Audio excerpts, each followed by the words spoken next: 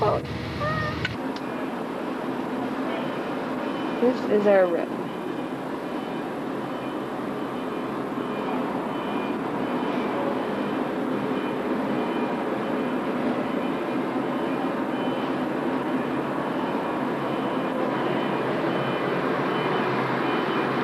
With our own private deck.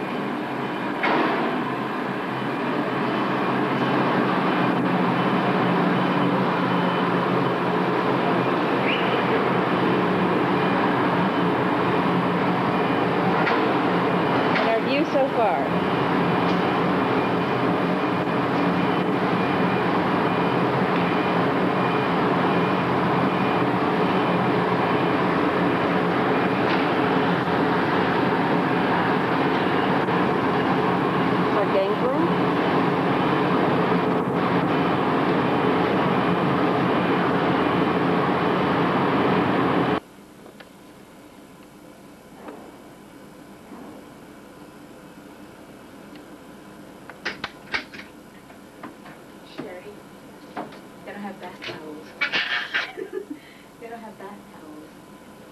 There's some on the bed. On the bed. Oh.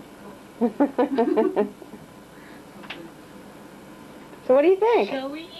It's nice. You like it? What do you like best? Everything is nice. The rooms, the reception. What else? Let's see about the food. Check it out. All right, 14th floor. Here we come. 14th floor. Yeah.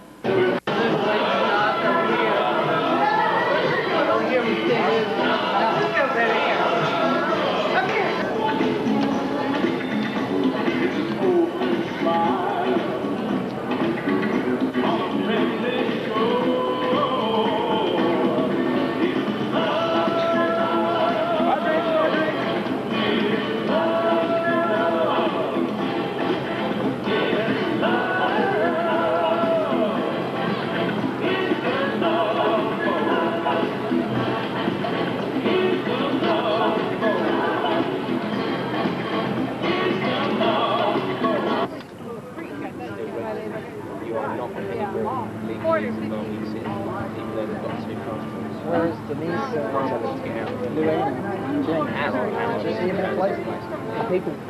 people wanting to come, people in East Europe, they travel through France, Germany, Holland, Belgium to get because our government, they get to these people and our government, they sleep outside and things like that. And it takes them 6 weeks to sort it out. While they're in the government, they get state benefits, they get health service, they get, and when I say state benefits, they get. Like if they're that honest, then. I mean, the thing is, I don't suppose it bothers me so much if I wanted to know from the first time the state told me what it said. That's the information. I had a letter, I had a contract, I had a big package. What about now? Yes, that means you can't take any more pictures.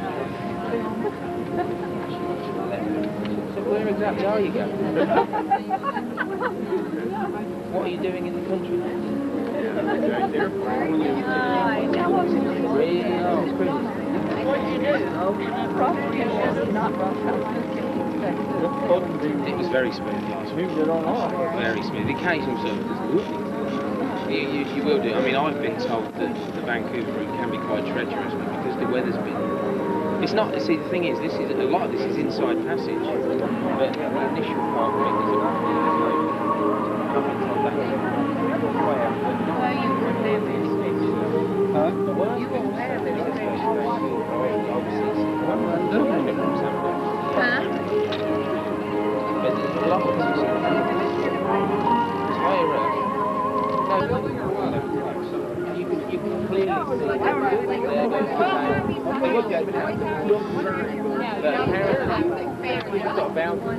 Hey, you had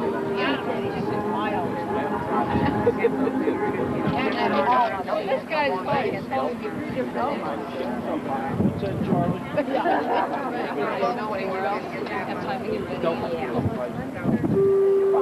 Well, I think he's happy to see something.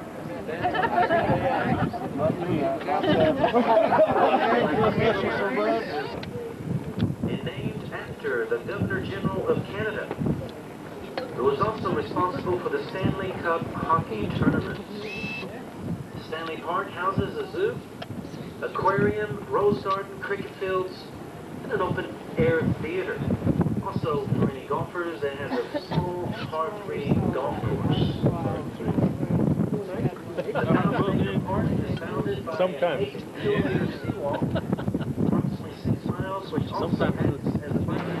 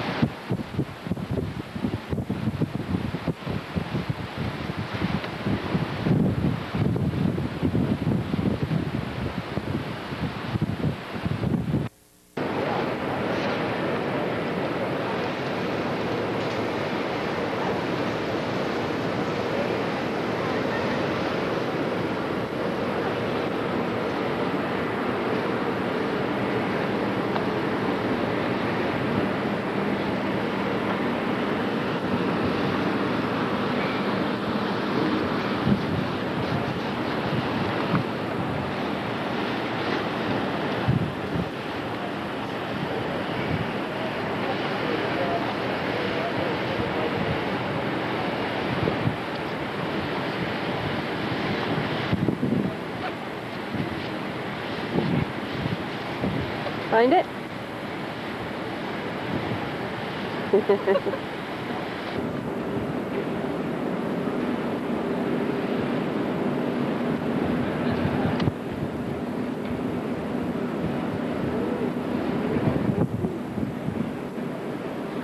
Just a touch chilly today.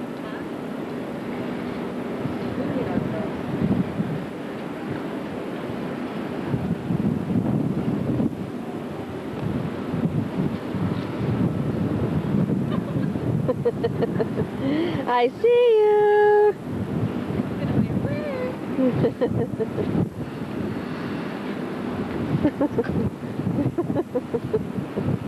Where's the icebergs? Huh? Where are the icebergs? They're, what's it called now? What are they called now? The small icebergs? The growlers. Growlers. Growlers? I don't see them. This is not the Titanic. Yeah.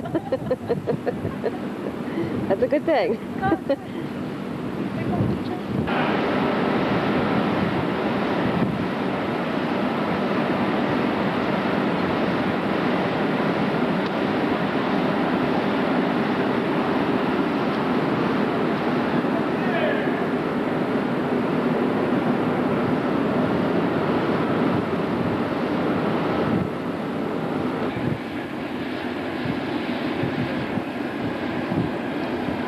the tail end of the boat.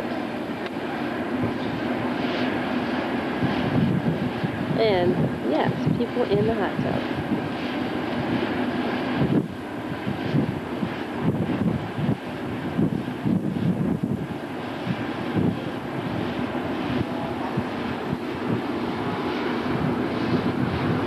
Enjoying the view.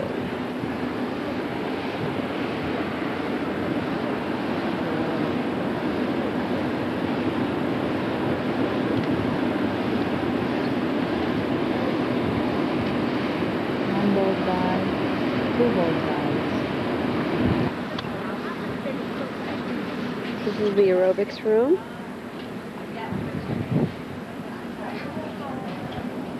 And the fitness room area.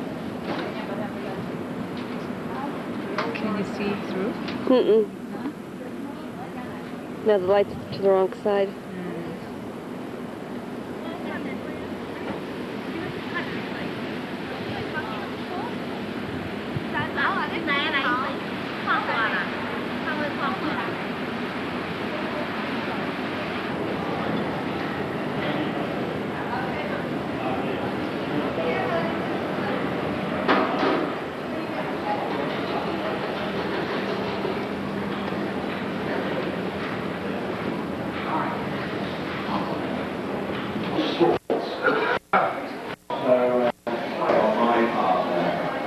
That's the casino one.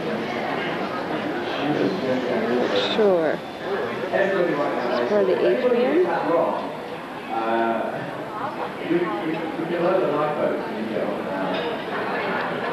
Question 9. On the holiday island of Elba, L-E-L-E-A, you buy a bottle of wine.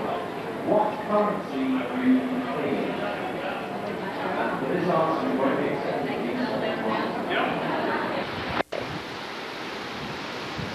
Still the view.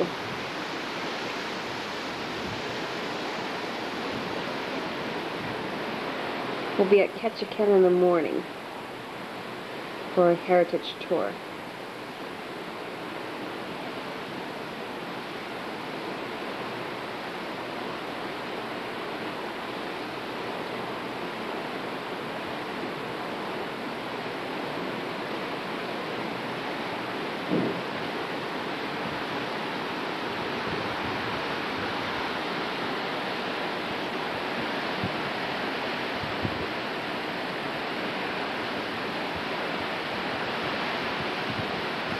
Bought the jet boat ride. A little bit late to change buses. I'd rather do it here. So I double check before I leave just in case I read the ticket wrong. Okay, please remain seated for your safety while we're moving, and for everybody's comfort, we ask that you don't smoke. Thanks.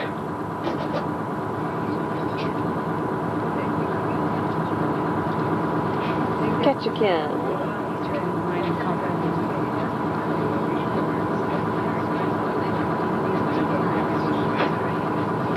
There's a Canadian flag because the Canadian log people participate as well. An American flag next to it. The way I understand it's a pretty darn good show, so hopefully I'll get a chance to get over there and I'll be able to tell the folks what to expect. I see the sun coming out. I don't believe this. But I told you I would keep my fingers crossed, and it seems to be working. We'll go for it. That's the centennial. It honors owning Alaska from the Russians for over 100 years. They put it up in 1967, 100 years later. At the turn of the last century, over on my left, this big old green building here was the first hospital.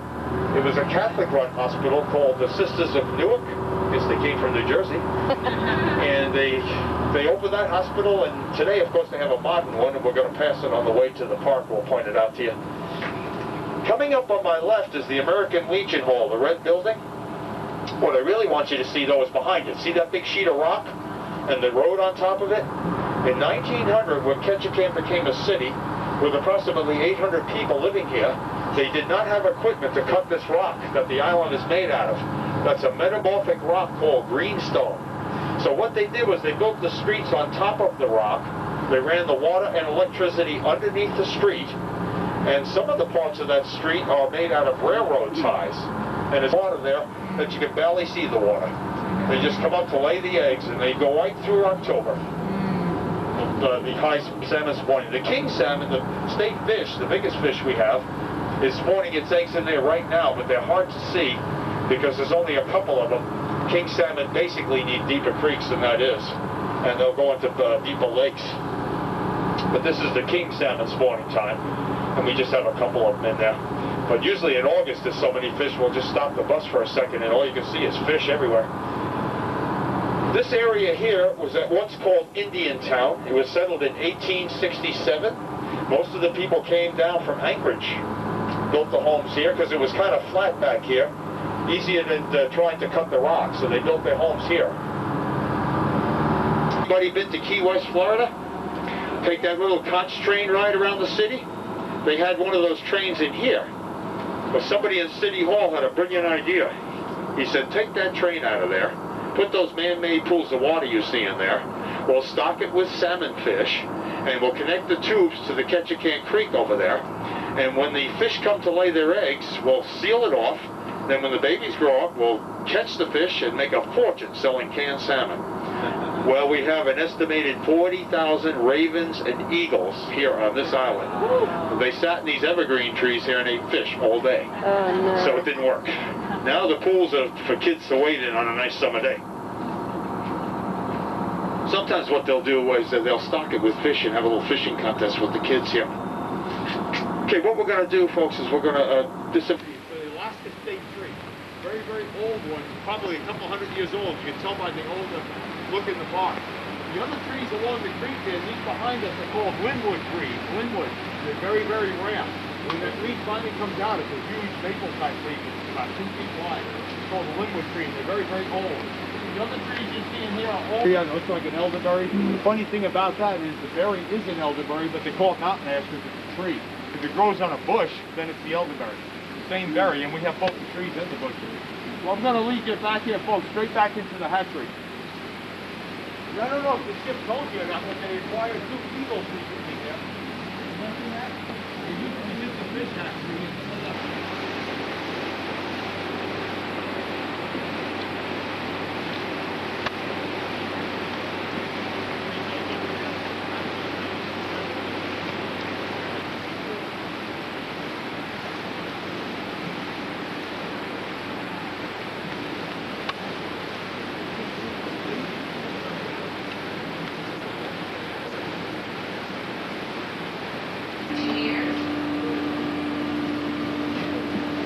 Shock weighs about 13.5 pounds, and hunter weighs about 7.5, 8 pounds.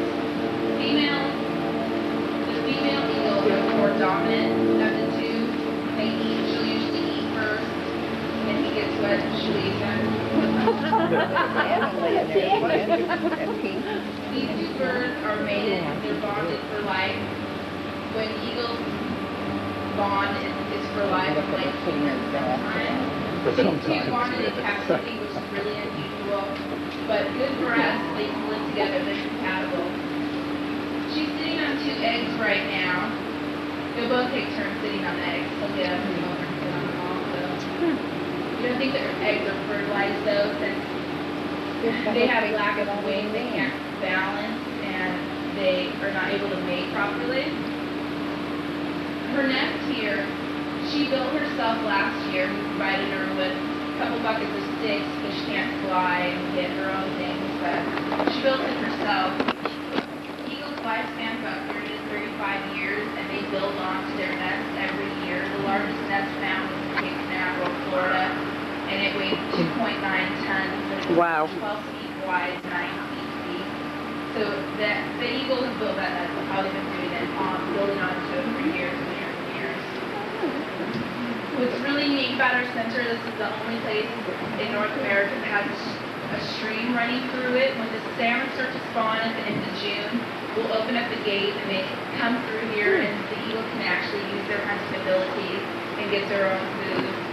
In the wintertime, though, we have some fish that we save from our hatchery and we freeze and we feed them. Eagles' eyesight in daytime is greater than humans, so they see really well, but they have binocular vision. They can't see up or down or left or right, just straight in front of them. And that's probably how Jock ran to the power line when she was flying. She couldn't see to the side of her. They also have what's called Polaroid vision, whereas humans get a glare off the water on a sunny day. Eagles can look right through it, and that's another one of their hunting abilities. They don't like to fly around and look for their food. They'd rather perch themselves on a tree, or, you know, say looking for salmon or something. They go right through the glare of water and go after and take flight. Not sure about the attention, is he? Their talons are their claws. They have 3 in front, 1 in back. Each talon carries 600 to 1,000 pounds of pressure. But an eel can only carry half of its weight, so if it was to hook into, like she could only carry about a 7.5-pound salmon. If she was to hook into something bigger, she'd have to drag it into shore and then eat it. Is there any questions? Is that all they eat, is just salmon? Well, in the wild they eat small rodents. You know, maybe even cat once in a while. But yeah, they eat small rodents and salmon. And they don't eat other birds though, huh? Would they catch another bird and eat it? No. No.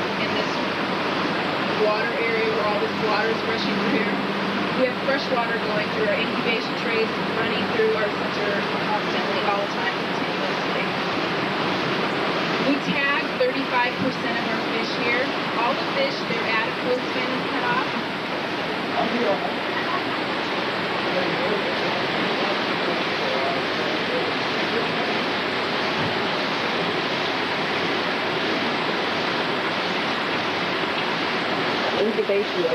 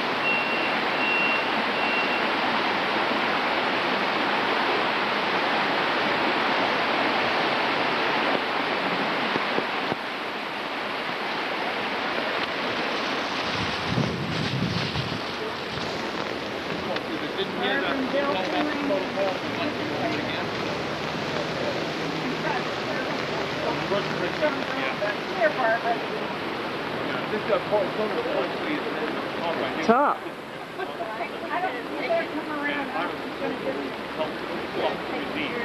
Natives up north, up there, the eagle represents the One I want to remember. remember. The pink center represents the city of Ketchikan, providing the site. The Alaska flag there represents the Alaska State Museum for the project. And on the bottom of it. I'm going to try that again. Good morning. Morning. Oh, okay, that's better. Okay, well, my name's Tina, like Christina's probably told you. I'm going to be your tour guide for this portion of your tour. I'm going to be telling you a little bit about our gallery and about these 5 totem poles that you see here. All the totem poles in this building were retrieved within a 50-mile radius of Ketchikan. These 2 totem poles here to your right are Clinton totem poles, and these 3 here to the left are Haida totem poles. Unfortunately, we do not have any Sushian poles in our collection, although there are Sushian totem poles. All these poles were carved out of western red cedar. These massive logs were carved on the ground and then were raised by hand with a great ceremony. Traditionally, totem poles were never repaired or repainted after being raised, but were allowed to deteriorate naturally and eventually fall into place. Although these totem poles here were brought here and preserved so that the present and future generations can view the magnificent work of the old carvers. This first totem pole here to your right is a Tlingit mortuary pole. Traditionally, when a high caste clan member would die, the body would be cremated and the ashes were placed into a box that was fitted into the back of the pole. You can see in this pole there is a hole attached. After contact with the missionaries, the natives were discouraged from many of their traditional practices, including their dance, their language, and their cremation style. So instead of cremating and erecting a mortuary pole, they then began to bury their dead and they would erect a memorial pole. And that is the pole that you see here. This is the Tlingit memorial pole. At the top of the pole, you can see a bear. Bears are distinguished by their flaring nostrils, their sharp claws, and their strong jawline. Below the killer whale, here towards the middle of the middle of the pole is the killer whale. The 2 ovoid shapes represent the killer whale's eyes. On the sides of the eyes, on either side of the pole, towards the back, you can see 2 rows of carved teeth. Just above the eyes of the teeth are 2 pectoral fins, and the hole in the center of the pole was held a high dorsal fin. If you look just beneath the bear, you can see a face carved into the head, while animals' ears are always on the tops, as you can see with the beaver, and also on the eagle. The pole in our far left-hand corner here is a Haida potlatch pole. Potlatch is a large social gathering held to honor a respected clan member or to commemorate a special event, such as a birth or a wedding, even a death. Totem pole or potlatches, which still occur today, go on for several days, and times past have gone on for several weeks.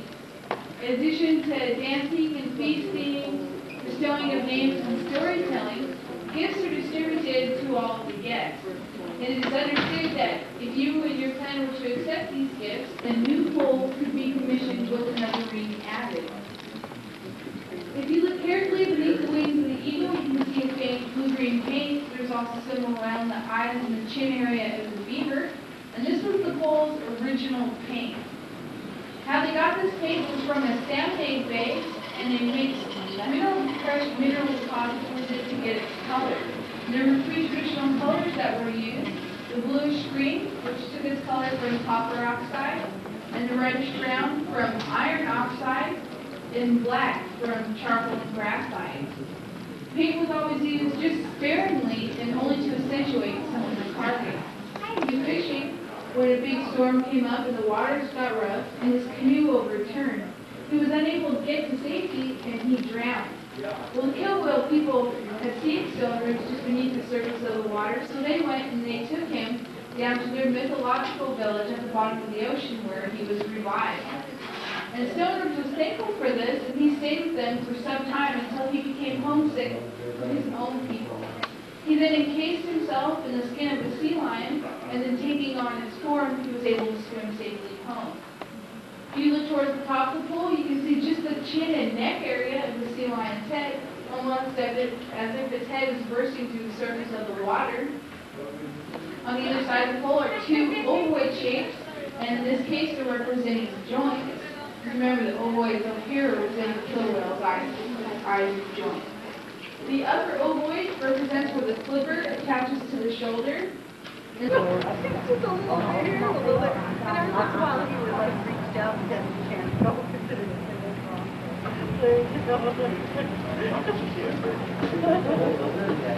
But it really is. Yeah. Ketchikan. Wednesday morning, bright and rainy.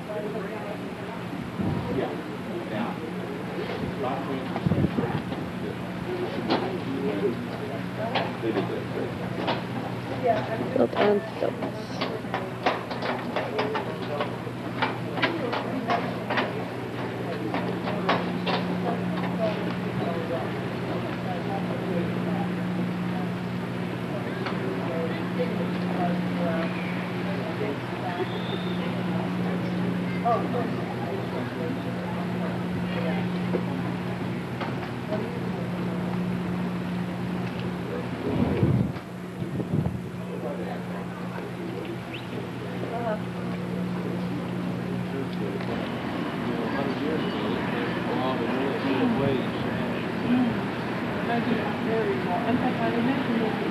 We were shopping there a few months ago.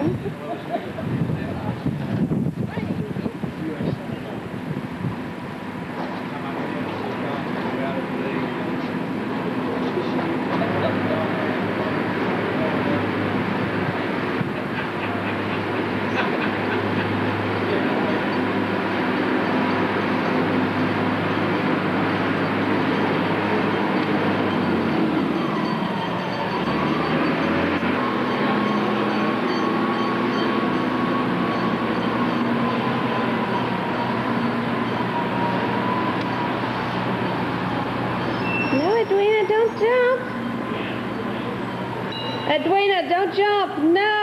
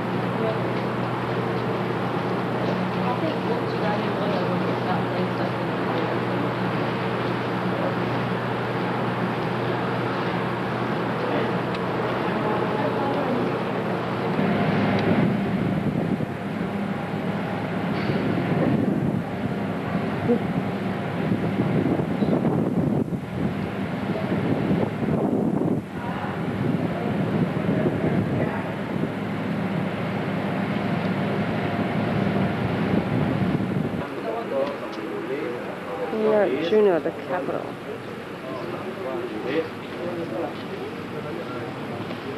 No rainy day.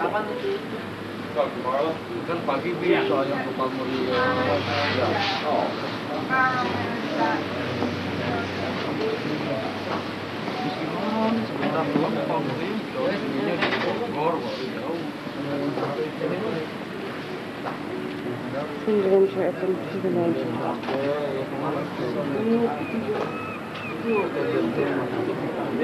Fearless wanderer, looking for adventure.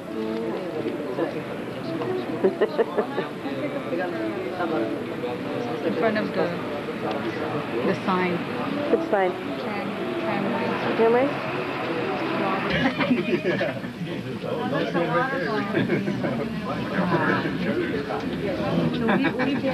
Well, they're both red.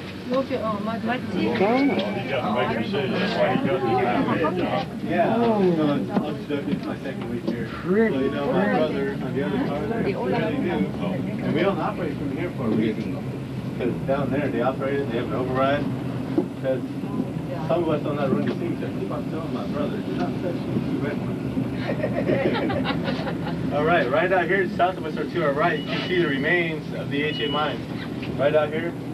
And the mine, that's actually the mill. What they did, they crushed rocks and they sent the gold down further to Stanton. I'm holding a photograph of what it used to look like in 1939. Ever get a good look at that? That's 39. That's that building that's down there. 가운데도 요 아까 띄워드린 우리가 들어올 때 He did another local mine too. He's across the channel over there, Douglas Island. See that beach down there? 내려오는 All that shit. Right outside is there's that little lighthouse looking like it's sticking out. That's the tailings of the Treadwell mine. The Treadwell mine operated from 1881 to 1962. They brought in about $66 million in gold. But you know it's very popular in gold mining. We have a question about the two mines here. 아까 자리를 여기 딱 Not in Juneau. We do have one on Amity Island, to the backside of that mountain there. Amity Island is real long. And it's on Reese Creek. And they're, I think they're based on like silver and copper. I'm not quite sure. There's not too much. I don't think there's any gold in there. But that's our nearest mine. Here we are at the top.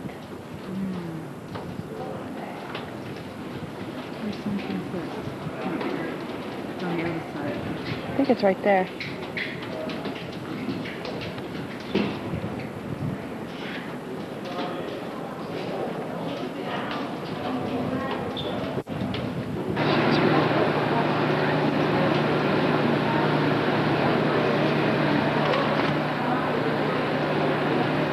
There he is. You just barely see him now.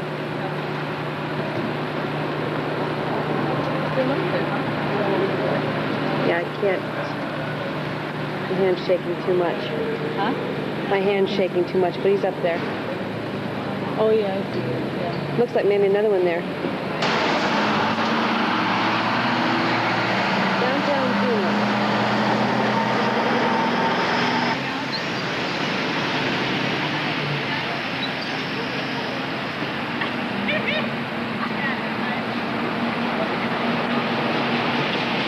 Did it work?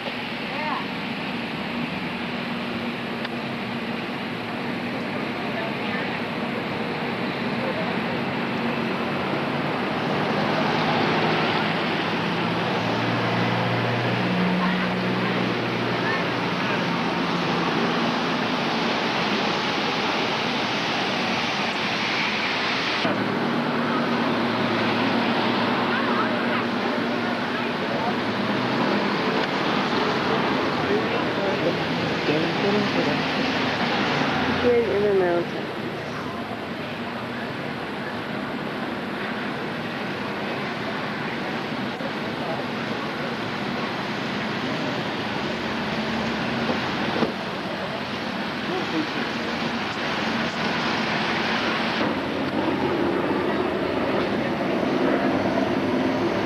Red Dog Saloon. Gotta go in and get us a bunch of moonshine.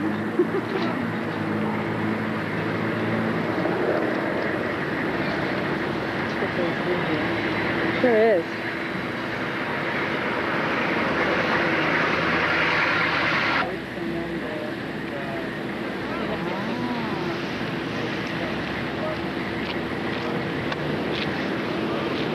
There's the eagle.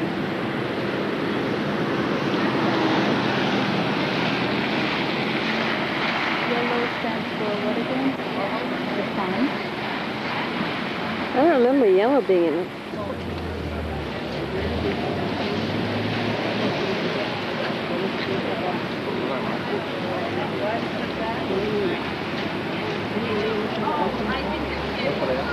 Check your sidearm.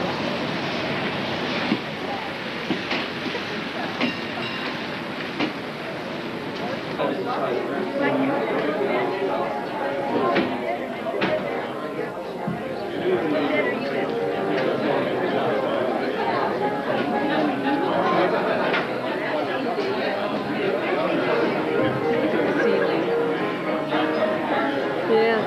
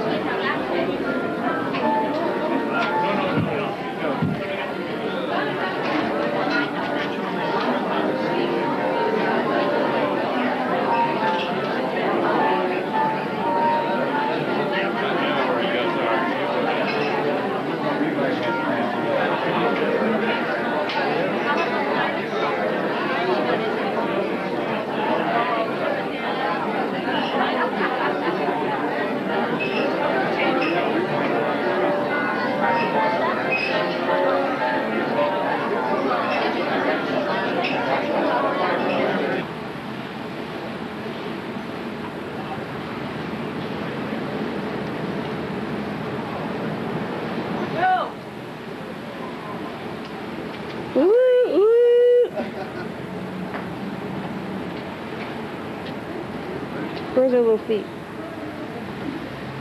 Entrance is right there. They got blacked off.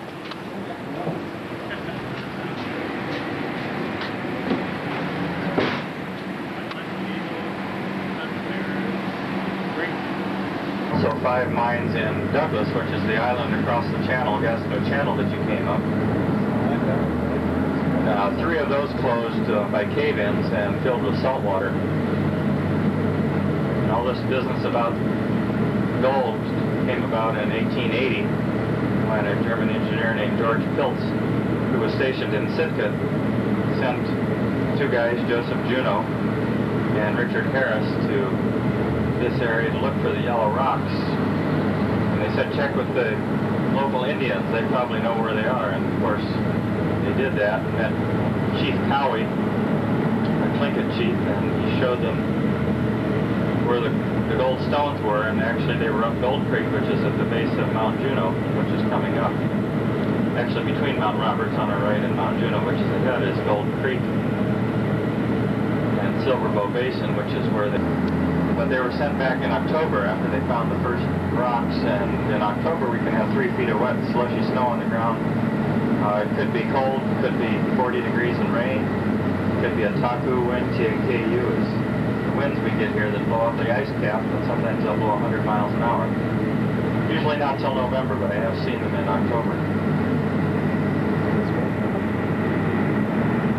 All of the land on the left of this highway has been filled in with mine tailings from all the insides of the mountains, all the ore that had been processed. The tailings were brought out, and most of this downtown area right straight ahead of us is built on tailings too.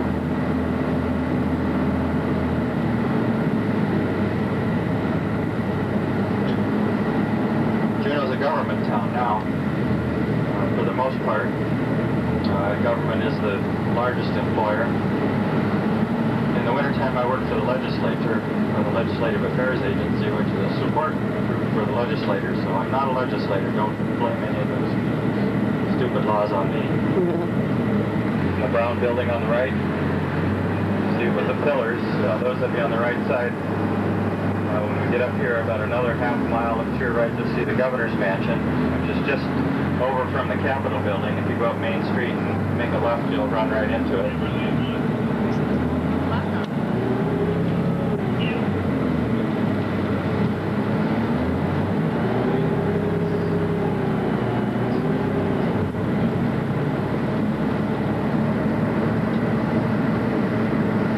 Right, it's a 12-story building.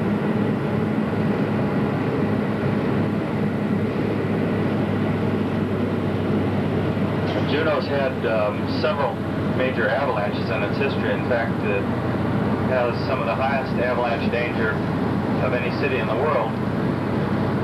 Those of you on the right will see the avalanche chute at about 1 o'clock. The Barrens chute, where in 1971 the powder slide came down, and it was so strong that it actually was an explosion, and there was an inch of powder over the entire town, including Douglas, after that avalanche. Those of you on the left side will be able to see it on the way back. This is the high school. This is not in, it is actually in the path, and people still live here. I don't know if I'd want a home here on the right.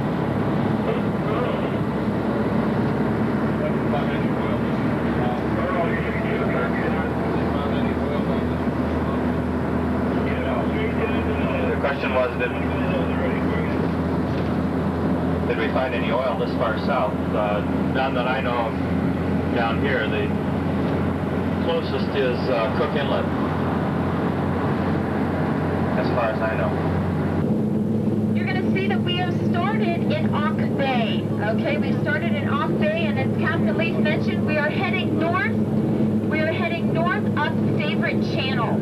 Okay, north up Favorite Channel. Now, as as you guys have noticed, and probably noticed by looking at this, and as Captain Leaf mentioned, there is no set route here. And that's the beauty of each and every trip, is we don't know what we're going to see when we come out here. We don't know what we're going to run into.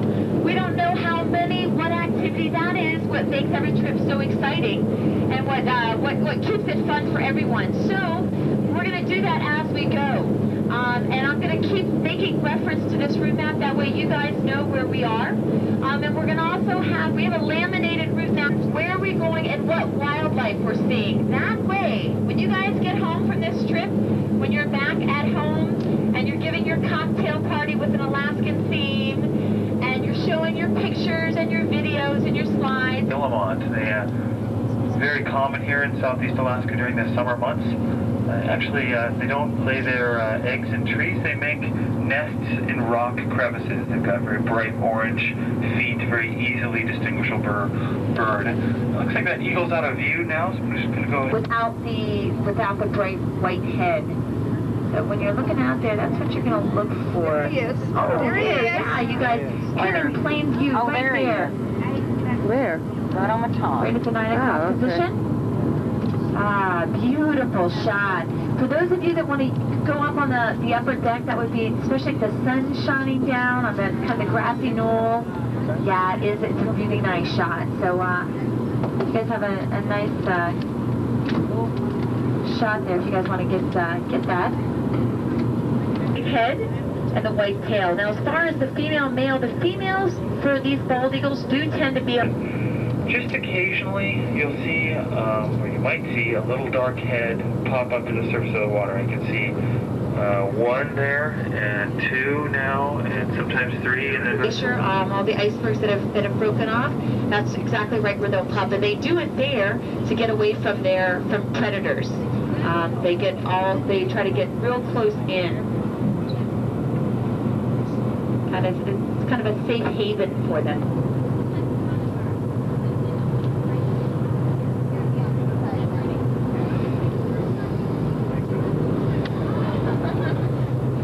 Coming up to the island, I did notice a mature bald eagle in the very top of one of the trees. At this point, it might be sort of in the middle of the island and pretty tough to see, but something to keep an eye out for.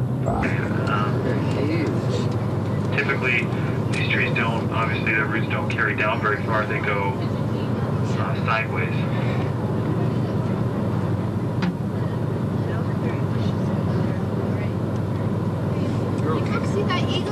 Oh, look at it. It's actually looking at us now. His head is actually facing us now. Oh my gosh. Again, that's a harbor seal. Harbor seal. Same ones we were looking back a little bit earlier, looking for a little bit earlier. Beautiful. You can see that nice 7.5 to 8 foot wingspan.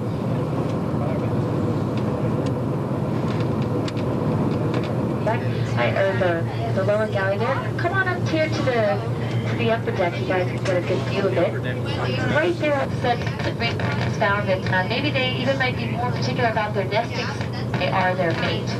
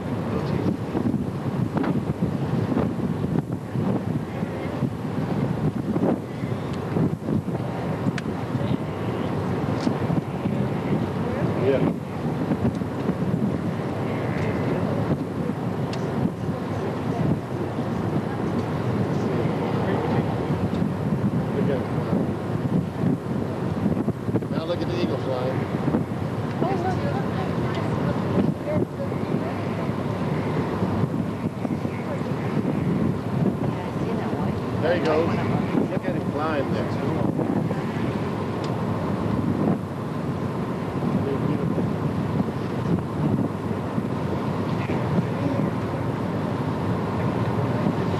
Isn't that the eagle beautiful?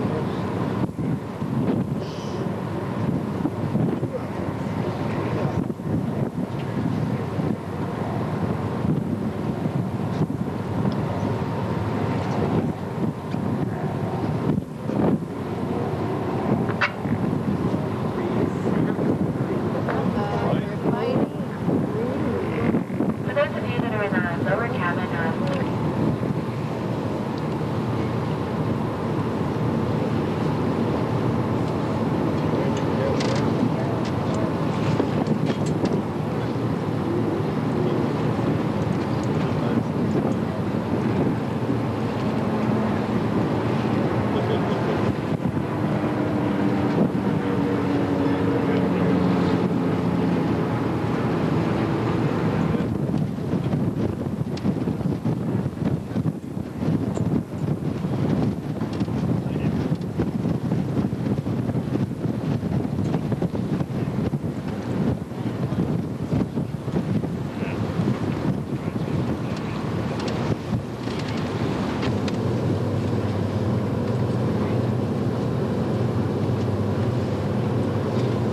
Built in 1901. now this lighthouse, along with the other lighthouses in Southeast Asia, or excuse me, Southeast Alaska, they have been auctioned off to some non-profit organizations. And this one, like the other lighthouses, is looking to maybe be put into a bed and breakfast. So who knows, maybe a few years down the road when you guys come back to Alaska, here in Southeast Alaska. As you can see, at least kind of turning the boat around, making sure everyone can get a good view and get a good shot of the Sentinel Lighthouse.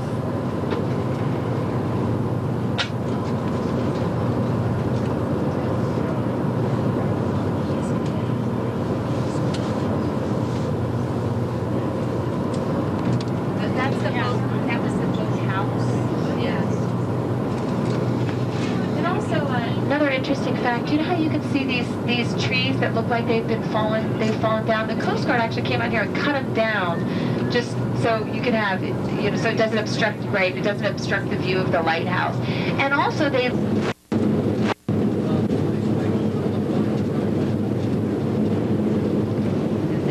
we went through the pass here. Yeah, coming down. Yeah. So we actually went up there like off the map, came out and around. And then like out and around here, down through the pass, and then we're going to come down Saginaw Channel, like South Saginaw Channel. And right here, you actually see that lighthouse over there, that's Point Retreat Lighthouse. Okay, so that's the very tip of Admiralty Island.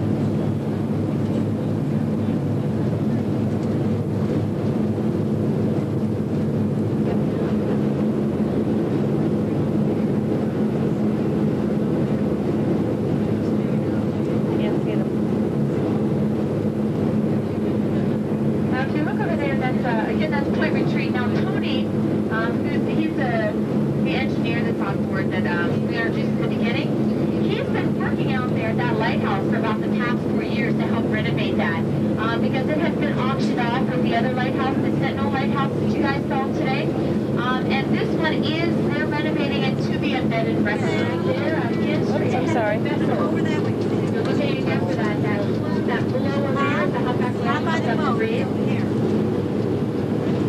That way. Stand by the boat. Don't look at the boat. You're straight away. So you're either looking for that or you're looking for on there. There you go. There he is. Hey, there he is. There he is. There he is. There he is. Oh, David.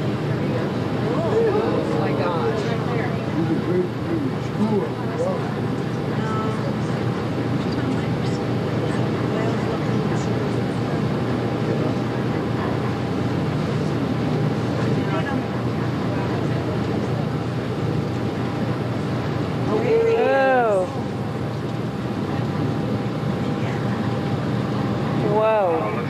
got two whales right out there at 11 o'clock.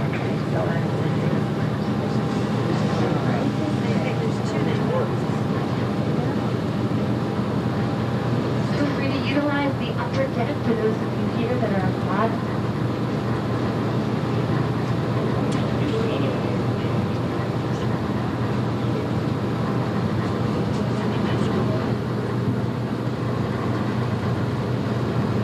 Right underneath the water there, right at the 9 o'clock.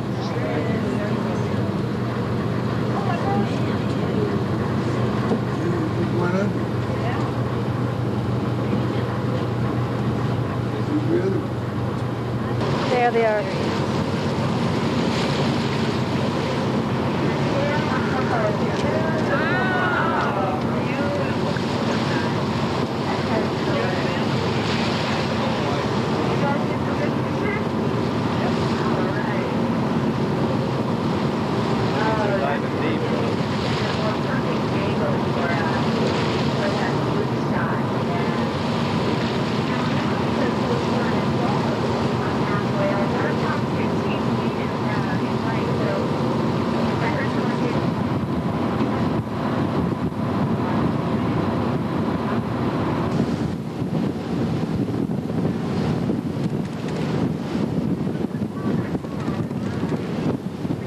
Whoa.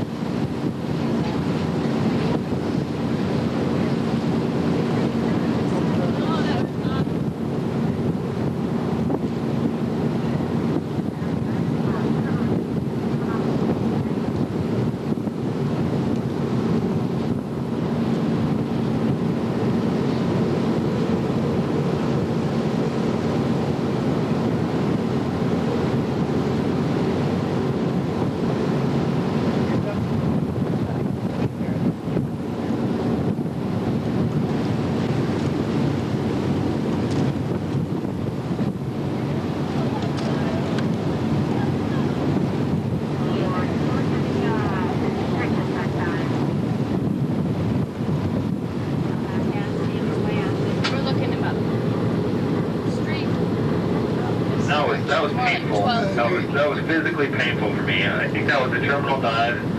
Wow.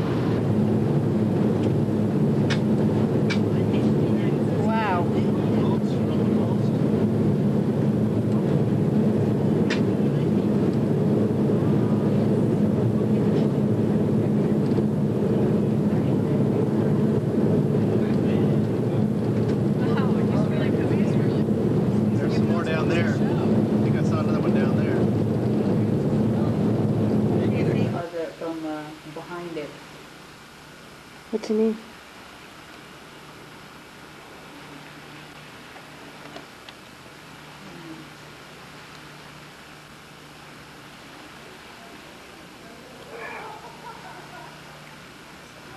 You wouldn't believe this is the same waterway.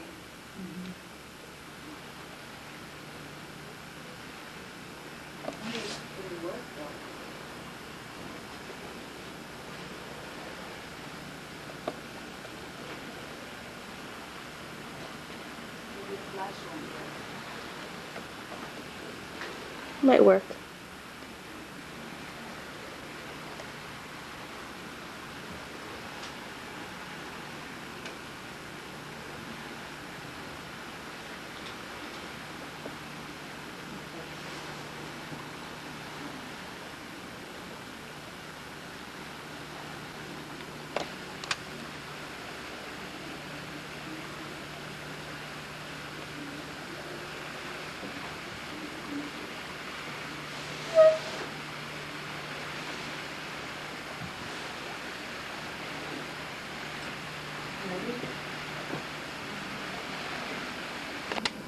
The turn down service from Miguel.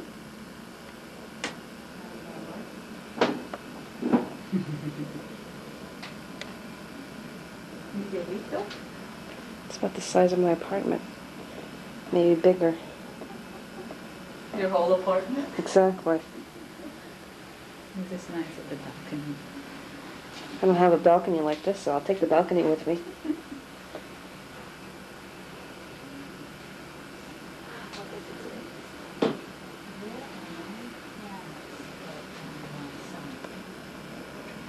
What does it say? There are many planets, but only one sun. May your dreams be peaceful. Ooh. He's sweet on you. My collection.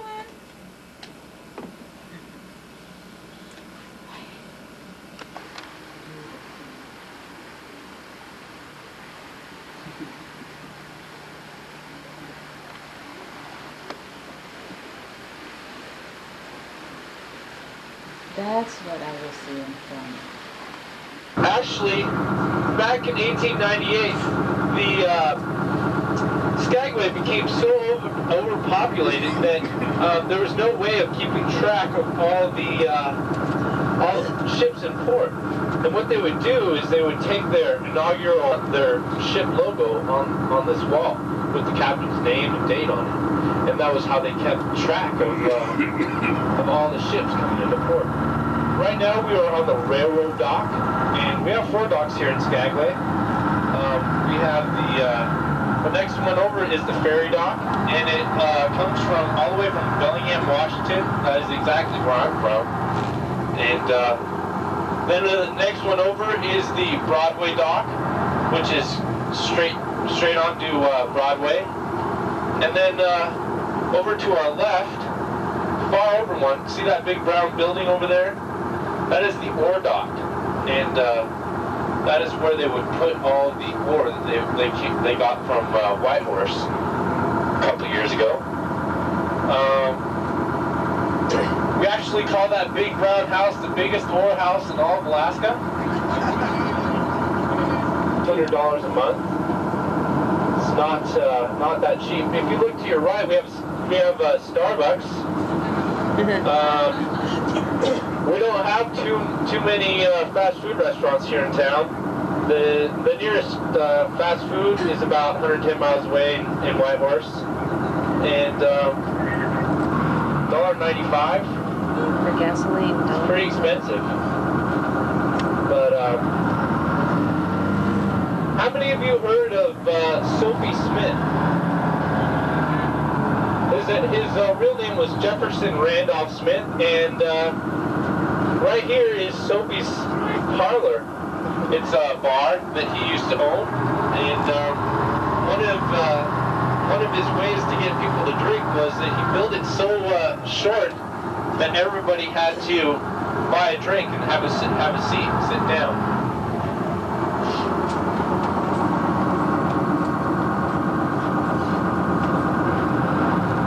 My button for the sunshine didn't work. I don't know what's going on. Bus is malfunctioning. Yeah, you can see this is our only gas station right here up to our left. And those are the prices for gas. And the Alaskan motto here, it'll be off to your right, is North to the Future. Off to your right again is the rotary snowplow, which is still functional today. Blows about 15 to 20 feet of snow off the tracks, and takes another engine to push it. Back when White Pass first was constructed, it went straight down Broadway. This is Broadway right here, and off to our right here is the Visitor Center. It's a great place to go if you want to walk around or whatever this afternoon, but this used to be the old depot. Come up to our left is the Red Onion Saloon. Downstairs bar, upstairs brothel, the famous saloon. Still famous today. Lots of people go there Friday, Saturday night. If you look real close, you might see one of the Good Time gals. A.B. Hall was constructed for the Arctic Brotherhood. That's what A.B. stands for. You can imagine it. This used to be a tent city, and just a bunch of tents. And this used to be an army barracks. It's where they changed the front. They put a new facade on it. In the back, it actually looks like an old army barracks. Off to our right here is the Skagway hardware store, and that is the original Skagway hardware store. You can buy anything in there. Pretty much frisbee to a chainsaw. coming up to our right is Paradise Alley, the famous Paradise Alley. And these little houses are called cribs. And I can assure you that there were no babies in these cribs. Two women inhabited the cribs, and that's where they did their business. It was the first Alaskan timeshare. If you look up to your right on the mountainside, you can see a time clock up there. And that was Herman Currency's curio shop. And what they did is they cleared out that whole side of the mountain. They logged that whole side of the mountain and built everything from the wood. And this right here is Herman Currency's curio shop. Now Herman Currency, he was a good businessman. Back in 1898, when he first got here, he bought a whole crate of cantaloupes, and he took them over the pass, took them over to Bennett City, and sold all the rotten ones for $25 and the ripe ones for $50. Made a killing, came back down here, and decided to open up his curio shop. Off to our left is the Bank of Alaska. That's the only bank. Oh, coming up to your right is the Fairway Market. That's the only market that we have in town. We've unaffectionately named the Fairway Market the Unfairway Market. Milk is about $5 a gallon. Cheese is about $10 a gallon. It gets quite expensive. It's not too cheap. I'm not even going to tell you what bread's like. Wages comparable. Somewhat, yeah. We get paid all right. The average I think in town is about $9 an hour. So no, actually, ever since we kicked old Soapy Smith out of town,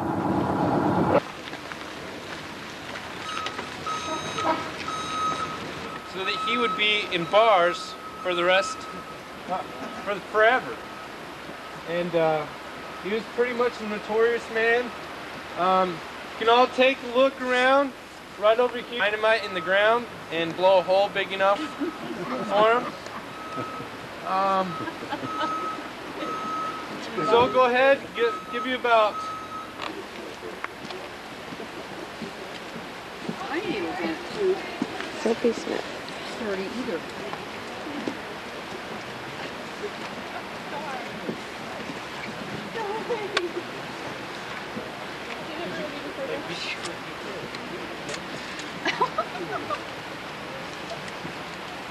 Right up here, streetcar friends. Gather around. All you folks at the streetcar company. You can't tell it, that's all of us. Sister Sarah, is that your flock? Friends, at the top of the stairs lies the outlaw, Jefferson Randolph Soapy Smith. He died on July 8th, 1898, at the tender age of only 38.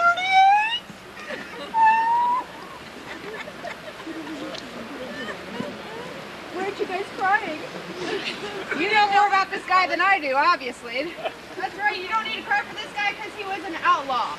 He was a con man and he was a bunco artist, for goodness sake. That's right, the good citizens in Skagway didn't like this guy so much that he's not even buried in the cemetery at all. Sorry, folks. The cemetery boundary runs from that tree all the way down to the river right past Todd. And Soapy is buried 3 feet outside of the cemetery boundaries. The good folks of Skagway didn't want the con man buried on consecrated grounds with their loved ones. So he's been cast adrift for all eternity. Where Soapy, being the con man that he is, he's still getting that very last laugh. Yep, because he was the first person that we pay our respects to. Good old Soapy Smith. Well, you know what? That is not the rest of the story. The rest of the story is best told in the dead center of the cemetery next to the large granite monument. And we'll make our way over there, and there is where I will tell you the rest of the story. So watch your step. There are lots of rocks and roots. Yeah, probably. What does it say? Gone but not forgotten. You can feel it on the umbrella. It looks. Where is that Todd? I don't trust him as far as I can see him.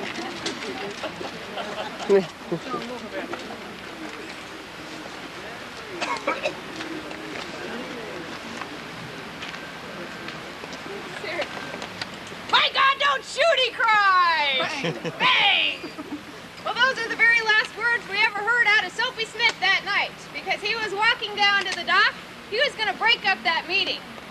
Well, as he's walking down, Frank Reed issued a challenge, and Frank hollered out, "Soapy, don't take one step further." Well, Soapy didn't listen.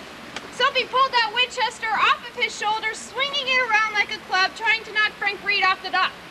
Well, that's all the provocation Frank Reed needed. Frank pulled his 6-shooter and he fired. But nothing happened. The hammer of the gun fell on a faulty cartridge. No! Well, by the time he had enough time to put another round in the chamber, Soapy had enough time to pull his Winchester back around to dead center, and they both shot each other at the same time. Soapy took a shot to the heart, and he died before he ever hit the dock. Frank Reed, took a shot to the groin, and it shattered his pelvis. And he died 12 agonizing days later on July 20th, 1898. Now, the good folks in that meeting, they heard all the commotion outside, so they rushed out to see what was going on, and they saw that the villain was dead. They saw Frank Reed injured, so they whisked him off to medical attention, and then they headed for the hills. They were trying to round up Soapy Smith's gang. 12 of them still had prices on their heads down in Seattle. Well, in all of that commotion, they forgot about one thing. Old Soapy Smith. They forgot about Soapy for a full 24 hours. Oh. Yeah, Soapy, he laid at the end of that dock for 24 hours in a puddle of his own blood. It wasn't until the next day a steamship came into town, and a lady, she walked in all confused, saying she had to step over a dead body at the end of the dock.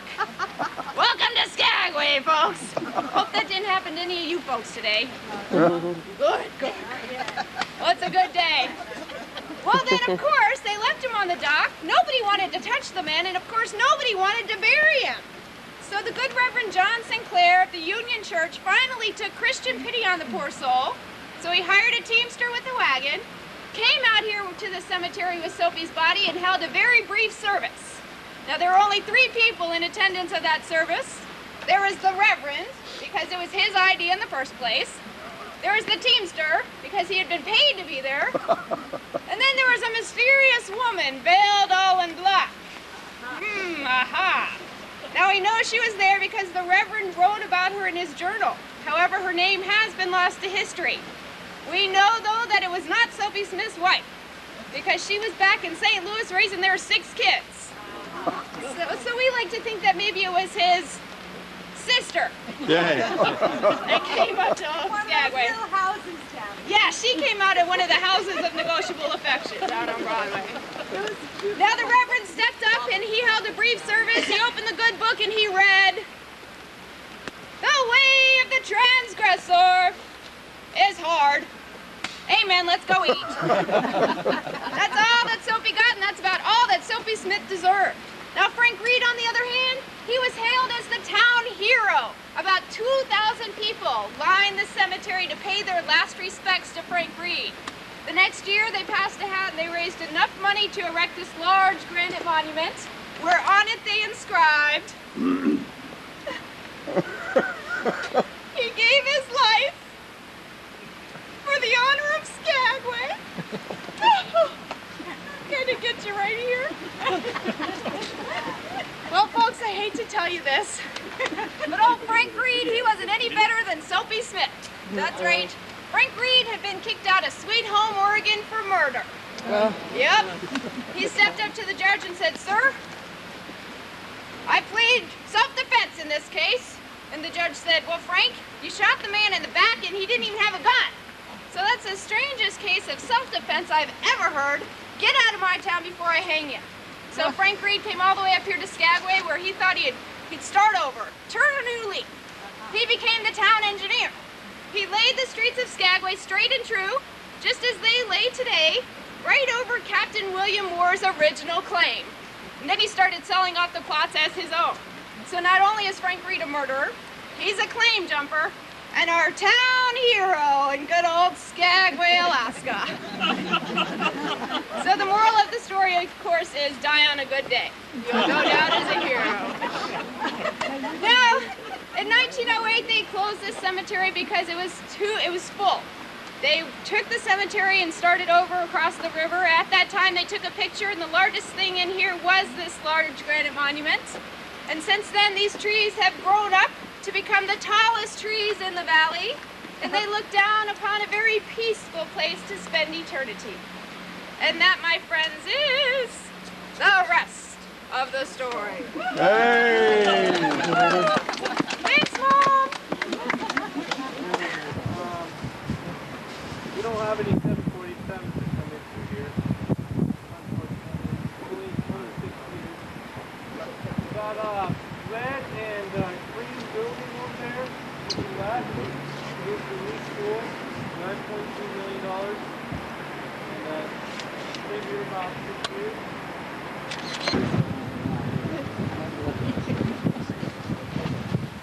All right. Say go! Go! You got her.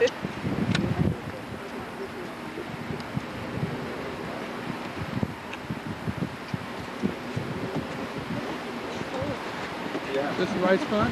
The slackers, they'll go to the wall. So though it's my shame, I perversely proclaim that it's mine to do nothing at all, at all. Oh, it's fine to do nothing at all. No, it's my shame, I perversely proclaim it's fine to do nothing at all. It's fine to recline on the flat of one's spine, with never a thought of one's head. It's lovely to lie staring up at the sky, when others are earning their bread. It's great to feel one and to do nothing at all, at all, at all. Oh, it's grand to do nothing at all. It's noble to sweat pounds and dollars, but it's grand to do nothing at all. So sing to the praise of the fellows who laid, instead of lambasting the soil, the vagabonds gay who lounge by the way, conscientious objectors to toil. But lest you should think, from the spatter of ink, the muses still hold me in thrall, I'll round off my rhyme, and until the next time, work like hell, nothing at all, at all, at all. Work like hell, doing nothing at all. I'll round off my rhymes, and until the next time, work like hell, doing nothing at all.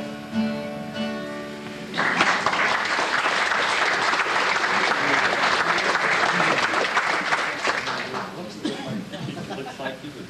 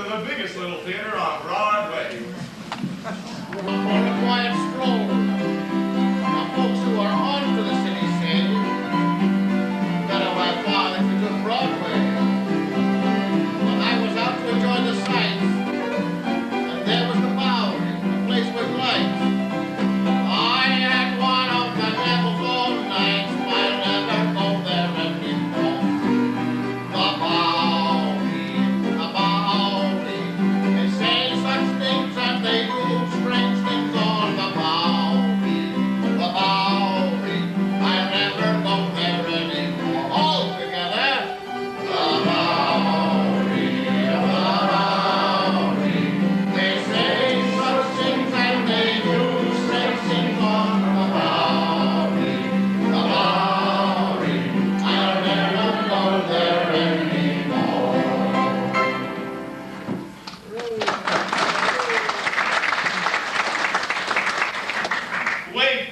Wake up, you dreamers, and listen to me. The time has come to face the problems of our country. The war which I earnestly seek the answer is this. Now you're fixed for silver. Laboratory. Use the silk on your skin, and it will glow like the moon. Your face will shine with the radiance of 1,000 candles. Is that false spot growing, sir?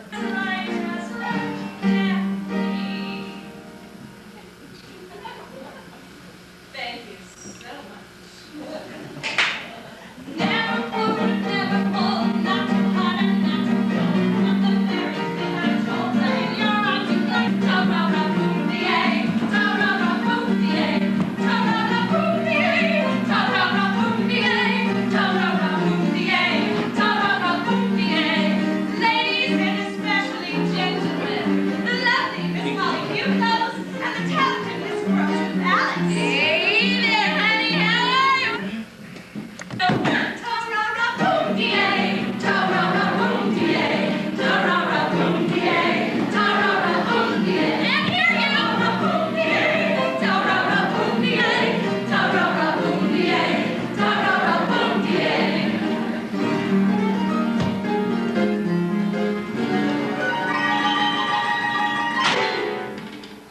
I'm a timid flower of innocence.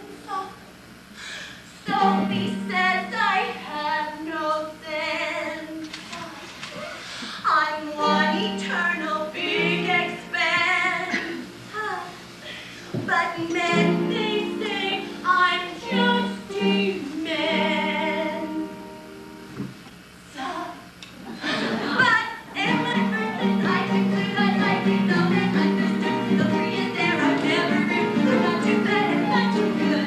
Ta-ra-ra-boom-de-ay, ta-ra-ra-boom-de-ay, ta-ra-ra-boom-de-ay, ta-ra-ra-boom-de-ay, ta-ra-ra-boom-de-ay, ta-ra-ra-boom-de-ay, ta-ra-ra-boom-de-ay, ta-ra-ra-boom-de-ay. What did you do? I don't know, ta-ra-ra-boom-de-ay, ta-ra-ra.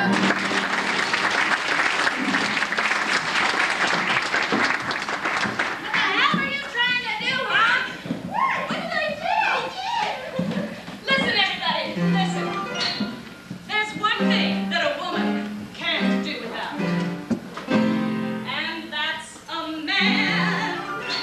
There's one thing keeps a woman always in doubt, and that's a man. Now, I'm no exception to the rule.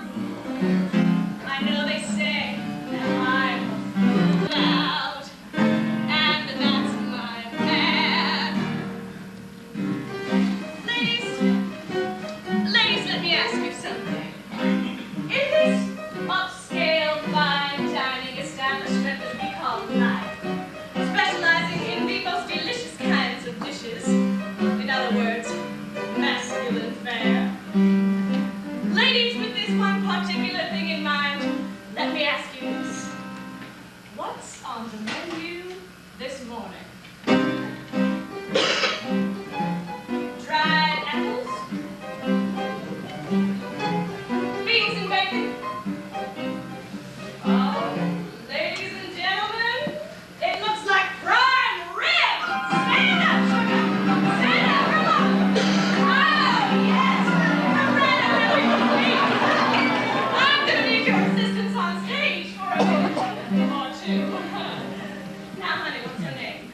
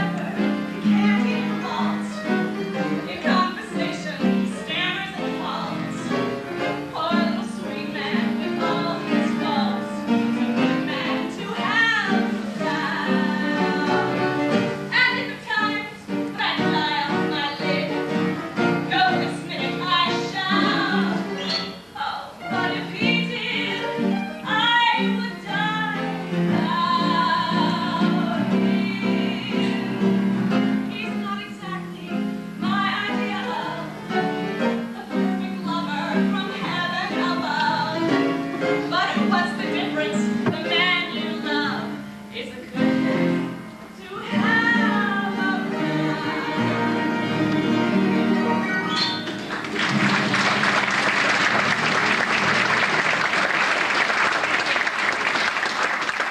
Speaking of heaven above, you have been so very helpful, Wilton. And you're so handsome that I've decided to reward you with a little surprise. Ample compensation for your pains, let's say. Ladies?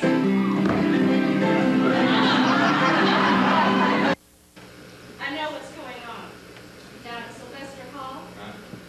Don't do anything foolish.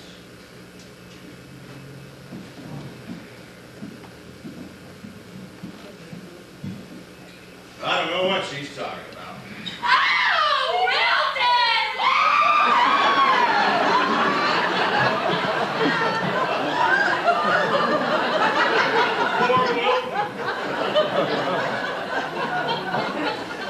You know, I bet anything. If I don't make a bet casually, our friend Wilton, he's just another foolish and lonely prospector on his way to the glittering gold fields of the Klondike. Came up here to make a name and his fortune.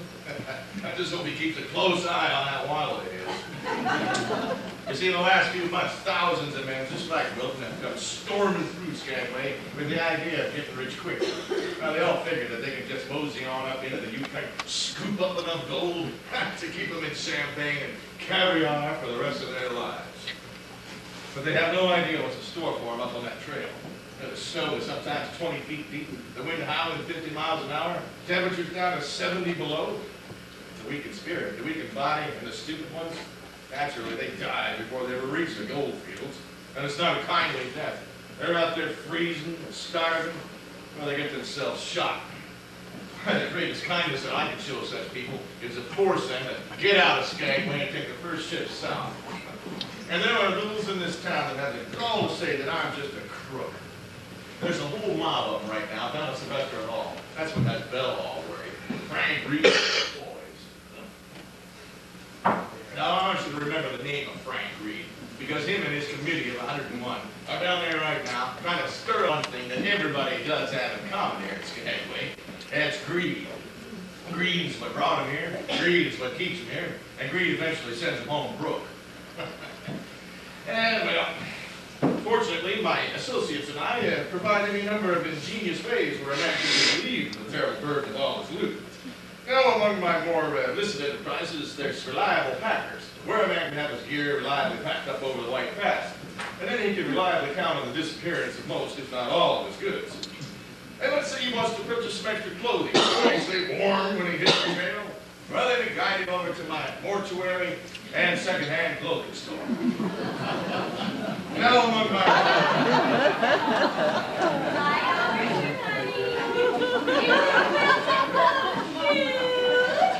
Barely talented, squirrel-tooth allergy. Hey! What was that again? Barely talented?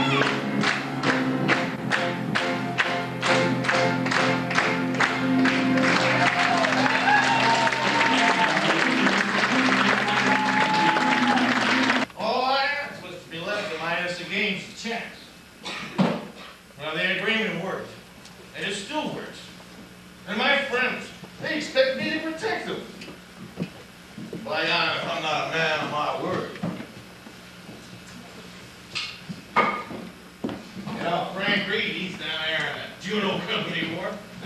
He's got 500 armed men with him down there.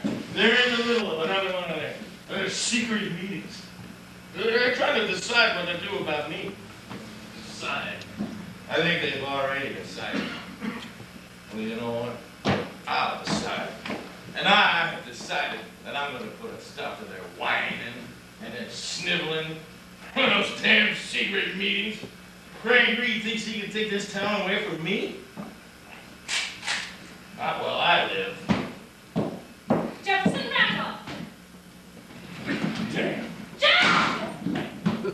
After a clumsy and confused skirmish, the two men fired together, each inflicting the other with a fatal wound. Sophie died instantly, Reed's bullet piercing his chest. Frank Reed, desperately wounded and despite frantic efforts to save him, died an agonizing 12 days later. 2,000 people attended the funeral of Frank Reed. He was eulogized a hero. The only people who attended the burial of Jefferson Randolph Smith were the teamster who drove the wagon, the Presbyterian minister, and a mysterious woman dressed all in black and veiled. Eight stars of gold on a field of blue, Alaska's flag may it mean to you. The blue of the sea, the evening sky, the mountain lakes and the flowers nearby, The precious gold of the hills and streams, the brilliant stars in the northern sky, the Bear, the Dipper, and shining high. The great North Star with its steady light, o'er land and sea, a beacon bright, Alaska's flag, to Alaskans dear, the simple flag of the last frontier.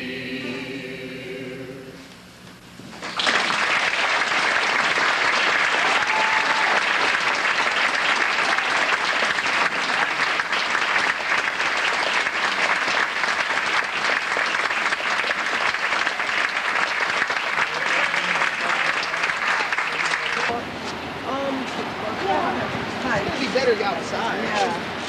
You get something through the window. That relates directly to how clean my windows are, though.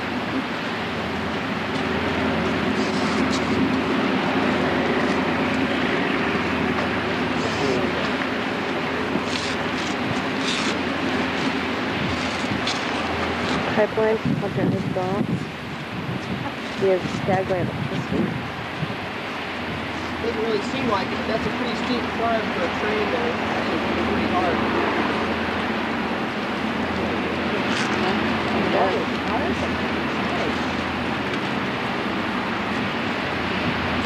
Yeah, usually it's one engine per about 5 cars.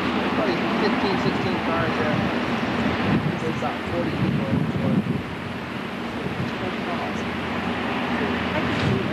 Oh, one that goes probably all the way to Bennett, 7.5 hours, which is 40 miles up and 40 miles back. So it still doesn't go very far. Really, compared to where it used to go 110 miles off the point, which took 8.5 hours. So very uncomfortable.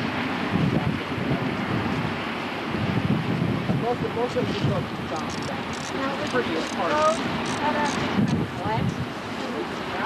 Yeah. Here, look on the rock facing boat.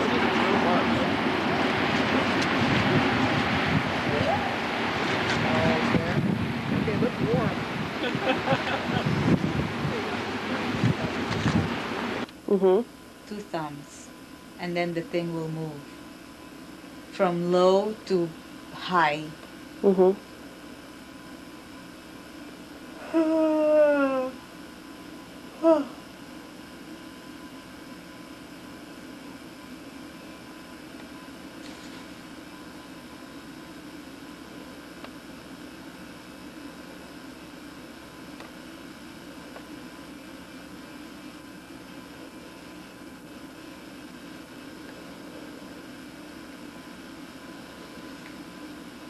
So what's going on tomorrow? after Glacier Day at 6. Embarking the park rangers. Bartlett Cove. So we'll see icebergs tomorrow? So we're going up to the bay. That's why it's called Glacier Bay. What's the matter with you? 9 a.m. Sun Princess will arrive in the area of the glaciers and will commence cruising at low speed, close to Marjorie and Grand Pacific glaciers. Then Lamb Plug and John Hopkins glaciers.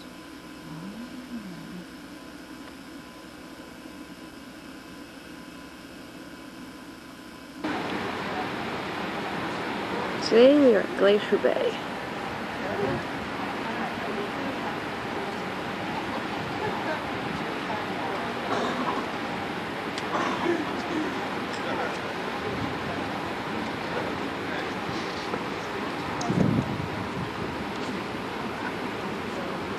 Ooh. It's not.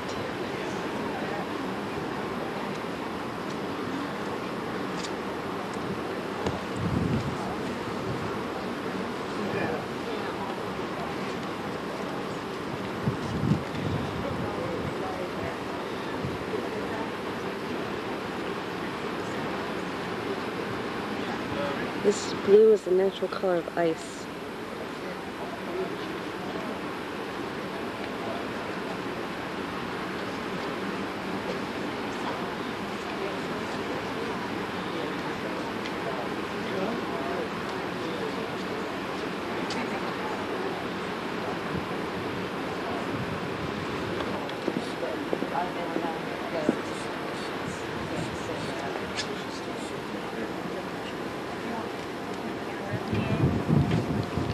Edwina.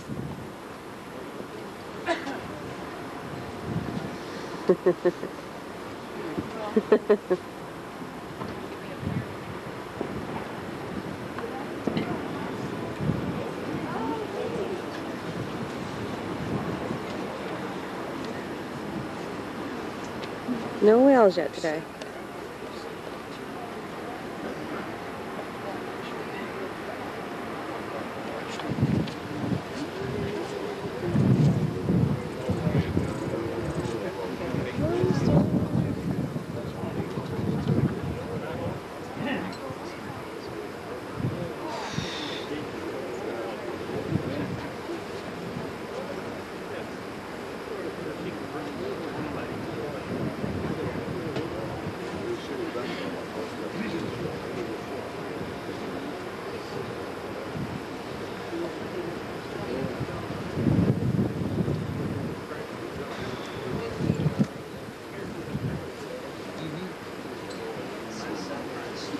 When are we turning?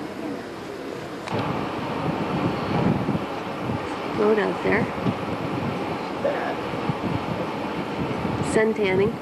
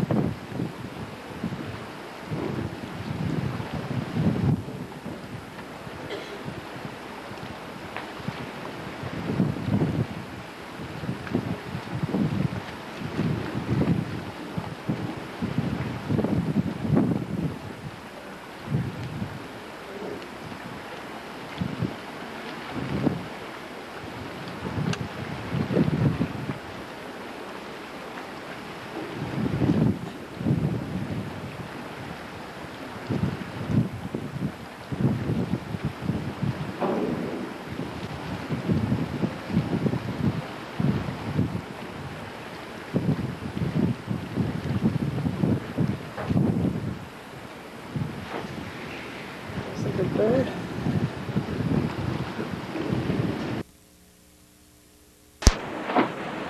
Do you see the eye? The eye? Yeah, that. That spot there, yeah. What is it? Can I see? Can you zoom in? It's probably, Are we turning already? yeah.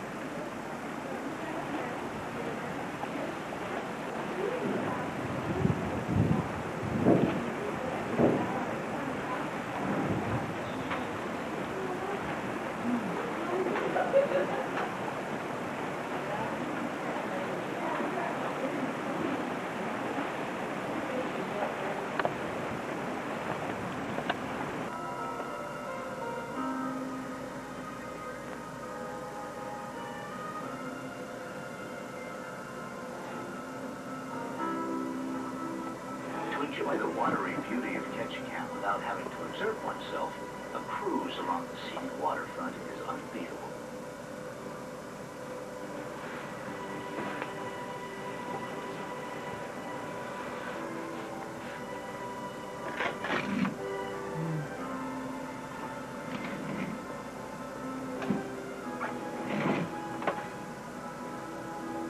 Is that okay for you like that?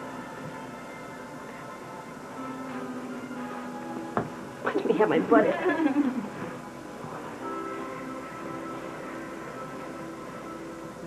For a bit more excitement, a jet boat can take the adventurous for some up-close exploration of the pristine wilderness.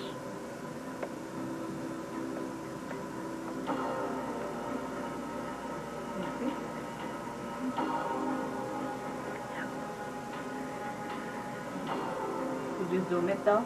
Mm-hmm. For those who like to get close to nature, Ketchikan is a sporting paradise. Fishermen go in search of salmon and halibut. Oh. Cyclists take in the beauty of waterfront paths. And hikers can explore the wooded walkways of the rainforest. A limited number of permits are also issued for the Annan Wildlife Observatory. This is a premier spot for seeing bears who come to fish for salmon in the rushing streams. Salmon, it seems, has been the lure for all life forms in the region. Just waiting for the bear. Yeah, jump right into his mouth. Come eat me.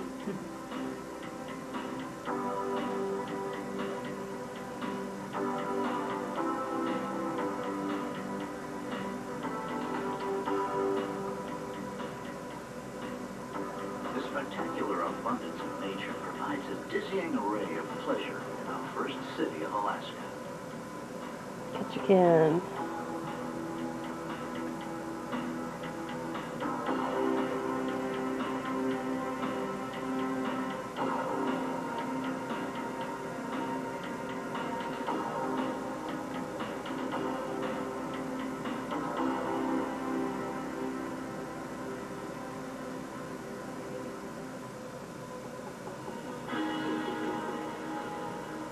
That's us. That's not us. Fun and excitement kept you entertained as you cruised from one colorful port to the next. Behind the scenes, the captain, officers, and staff worked round the clock to keep the Sun Princess sailing serenely through the seas.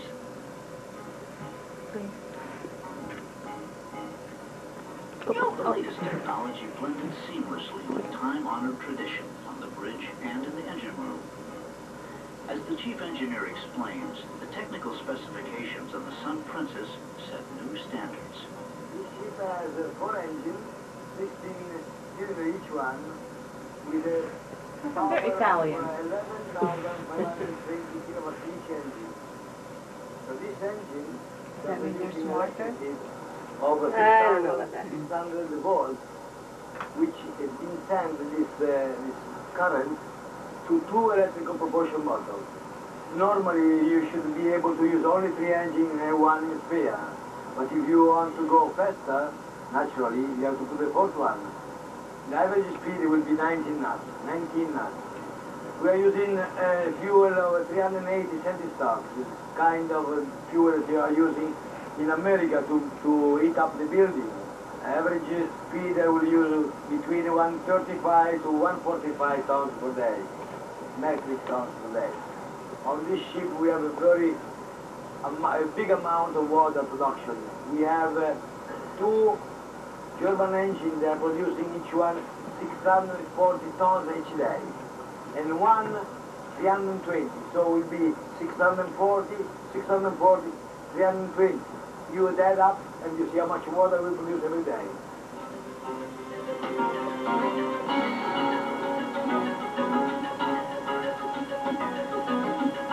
Stabilizers smoothed out any rough seas, and the refrigeration system kept everyone and everything in climate-controlled comfort. Went up in volume, didn't it?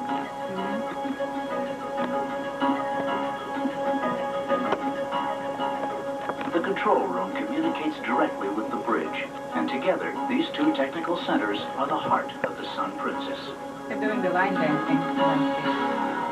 Never mind that. Yeah. Welcome to the state capital of Alaska.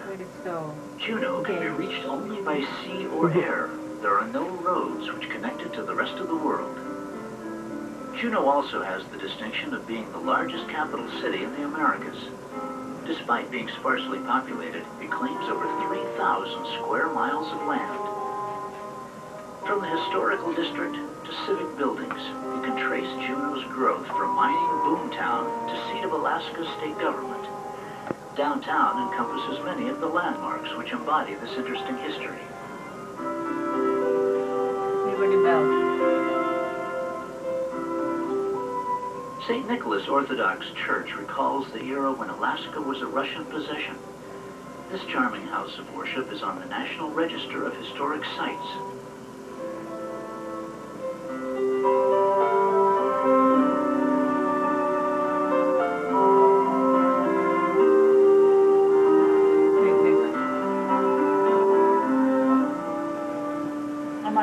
Museums in Juneau catalog and chronicle the natural, cultural, and commercial heritage of which locals are justifiably proud. Native traditions are both intriguing and appealing. The ethno-cultural group most strongly linked to the area are the Tlingit Haida people. Despite recent challenges to the theory, there is strong evidence for links to the people of eastern Siberia.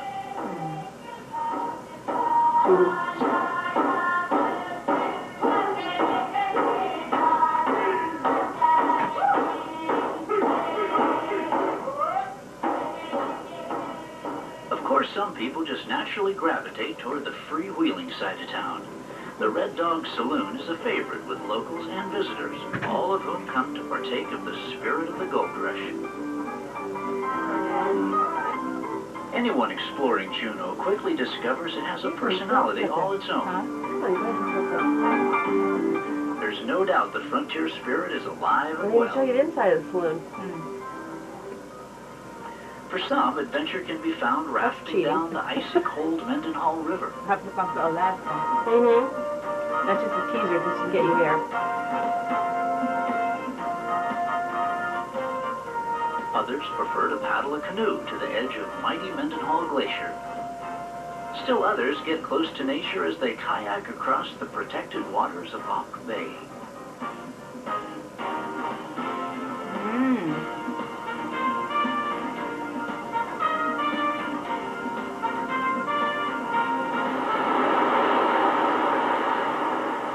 For some, the frontier spirit comes alive as they pan for gold. It was gold, after all, that really got things going in these parts. In 1880, Dick Harris and Joe Juneau staked a claim here in what would be the beginning of the great Alaska gold rush. After an exhaustive search for treasure, some prospectors enjoyed the pleasures of an outdoor salmon bake. Harris and Juneau, they came together. I didn't see Harris on anything, did you?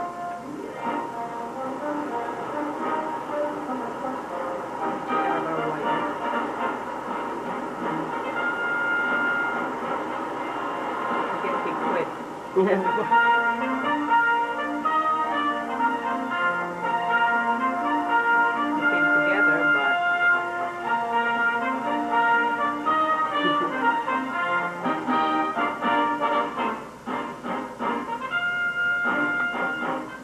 trip to Taku Lodge combines the exhilaration of a floatplane flight with the sizzling taste of fresh salmon. With glacier views Taken away and from wooded salmon, they're always surroundings, down there. this cozy place is an ideal Alaskan hideaway. And no one argues that half the fun of Taku Lodge is getting there and back. There are so many ways to take in the beauty of the surroundings and rich diversity of wildlife. Juneau lies along the Gastineau Channel, and the region is teeming with birds, animals, fish, and whales. A scenic cruise brings this abundance into focus as part of a complex habitat. There we go. Wow!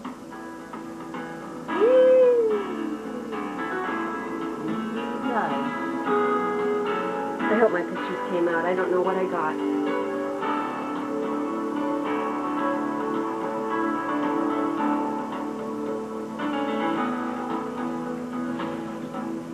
Did you zoom in? Yeah. The region's rich biodiversity is on display at the Gastineau Unless you Hatchery. try to shake them all Alaska down. is famous for the amazing ritual of salmon fighting their way upstream to spawn. At Gastineau Hatchery, the cycle of life begins early in the season with incubating salmon eggs and follows the process through the spawning season between late June and September. The hatchery manages to produce more than 160 million salmon a year. It's inevitable that some of these fighting fish be targeted by sportsmen, and Juneau is a popular place for fishermen of all abilities to try their luck.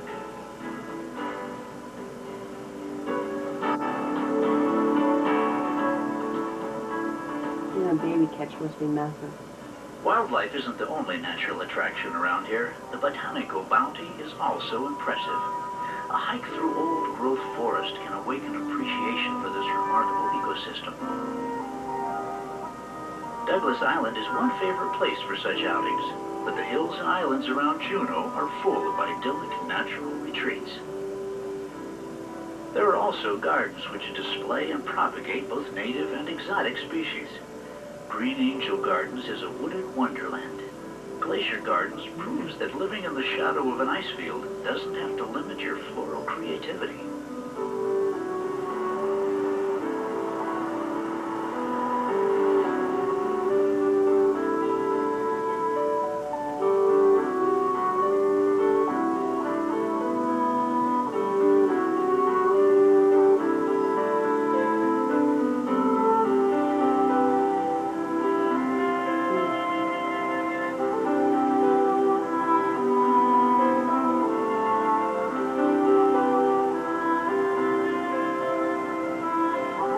For an unforgettable look at nature's power, the journey to Mendenhall Glacier is unmatched. Landing on the sparkling ice for a close look at this awesome beauty is an amazing adventure.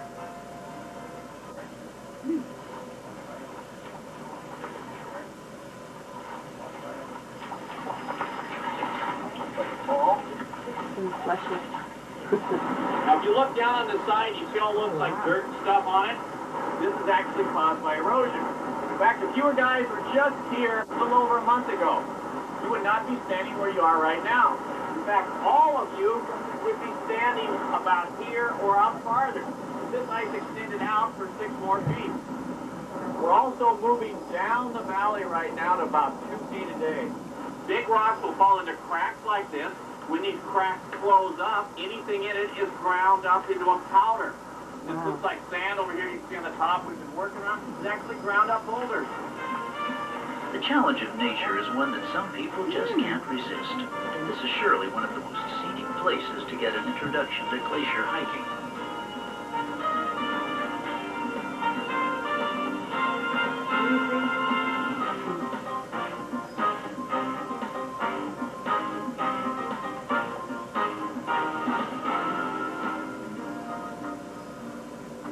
Some people choose to visit Mendenhall Glacier without going airborne.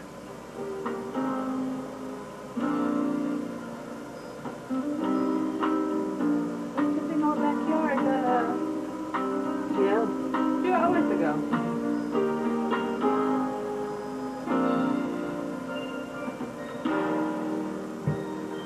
A visitor center provides information and a lofty observation point.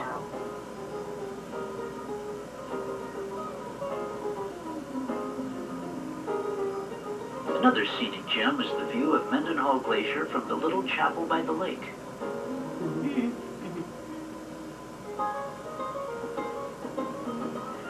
Mendenhall, along with Herbert, Taku, and Eagle glaciers, forms the Juneau ice field. The city is protected from this enormous flow of ice by the Gastineau Channel, Mount Juneau, and Mount Roberts. This peak provides an ideal viewpoint from which to take in the splendid setting of the city. It's also a great place to hike, or learn more about the special heritage of the area.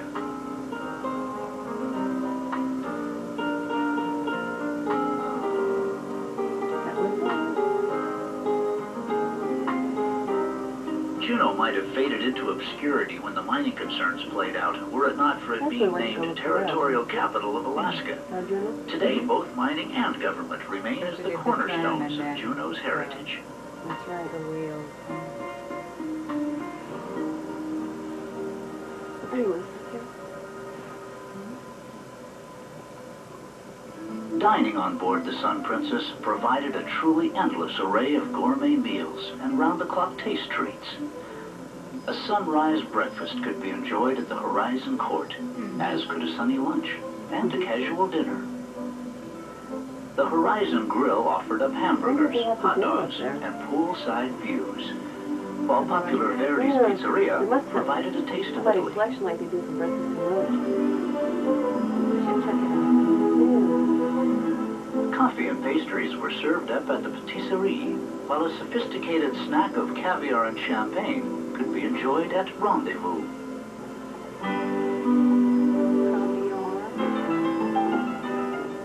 Centerpiece of the dining experience on board the Sun Princess was the international cuisine presented in the Marquis and Regency dining rooms. The elegant surroundings were matched by award-winning culinary creations and the attentive service that showed you the spirit of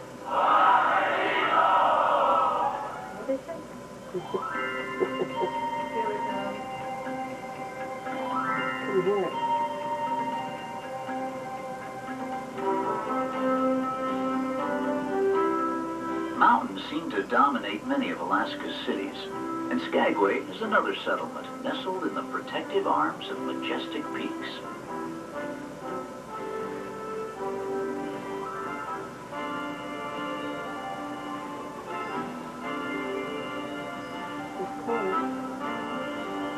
Skagway's charm is linked to its raucous past. When the original Indian fishing village was overrun with prospectors, idyllic calm gave way to rowdy saloons and lawless abandon. Today you can hear the echoes of those gold rush days in the tinkle of a player piano or the whistle of a White Pass train.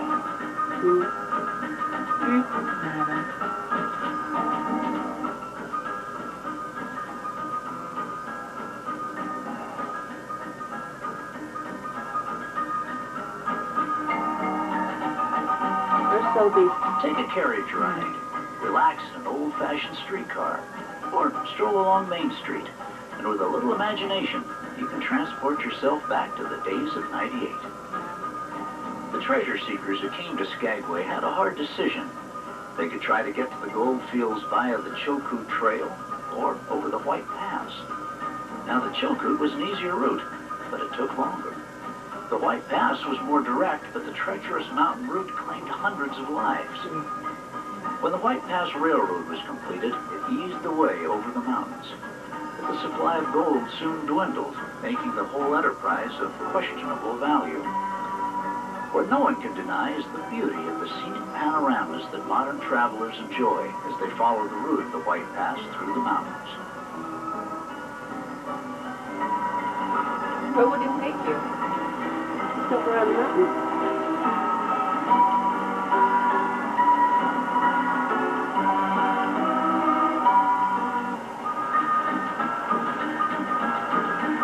Transport gold. We're going to somebody else's.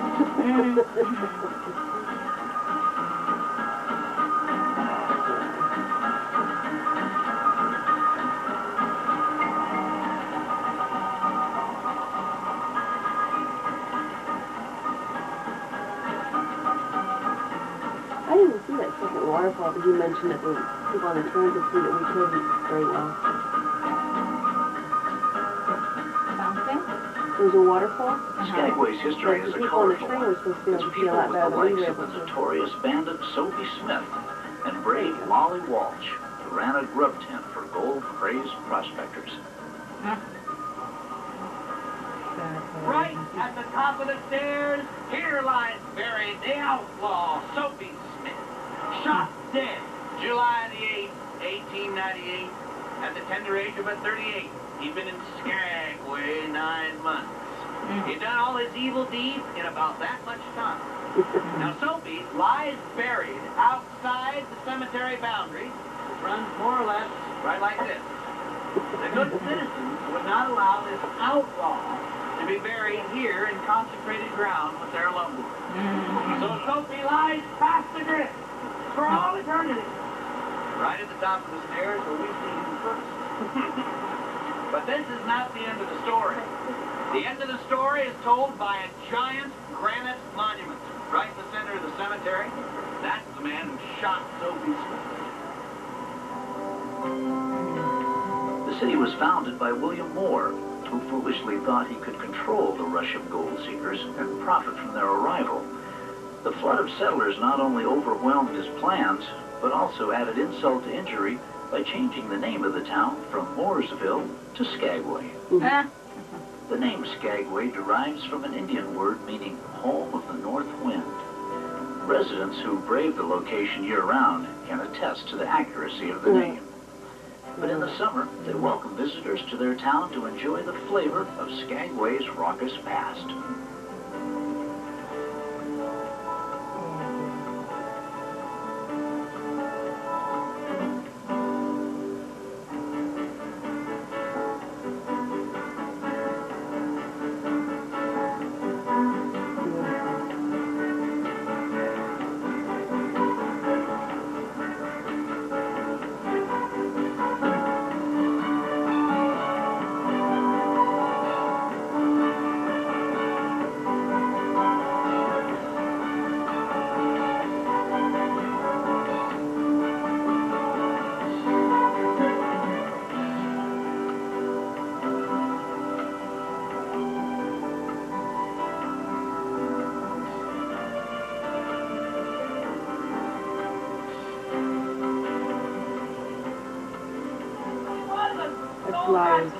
And it really was called Myersville. It got its name because of the journalists who camped here.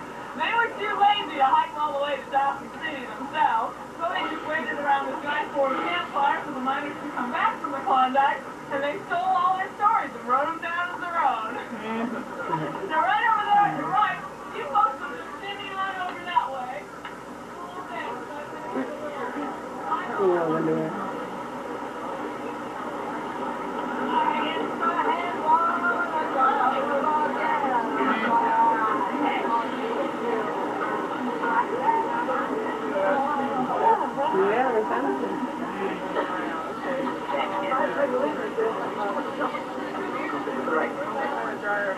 While visitors can participate in a reenactment of Gold Rush days, local residents often find themselves living the lifestyles of the past.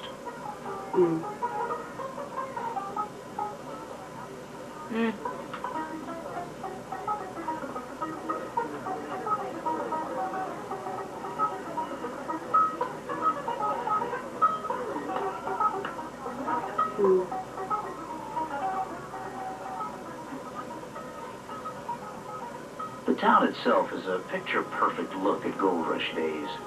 The surrounding mountains and glaciers are timeless tributes to nature's awesome power. They can be explored in a number of ways: on horseback, by bicycle, on foot, or from the thrilling perspective from above. You saw one with in shorts, right? Yeah.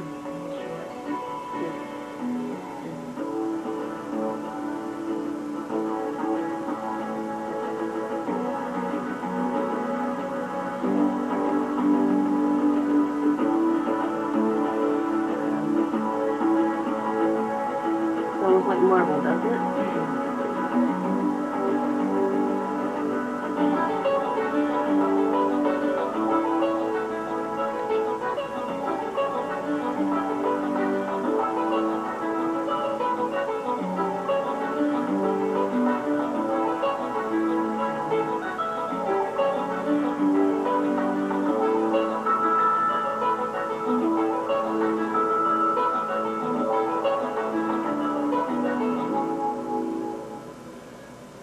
Skagway's nearest neighbor is Haines. They're separated by the sparkling Lynn Canal, and the flight between the two towns is a scenic delight. There's a beer fest today. How many did you say, 21? Haines enjoys a famously beautiful setting and is surrounded by mighty glaciers. Remember in and Haines, serene he was telling you lakes how he was and going rushing to rivers. park last night? Oh, yeah. To go to the festival. Yeah.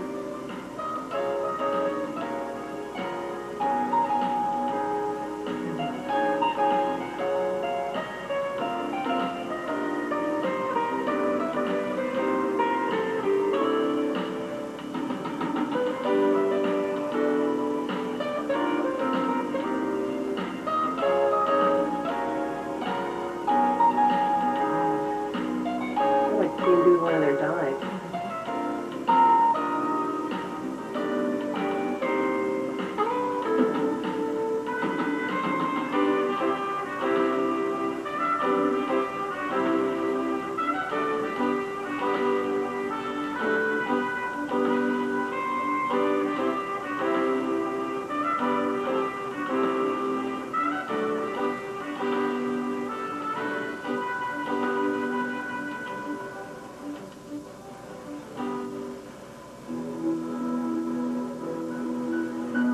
Why is America's, is it the national bird?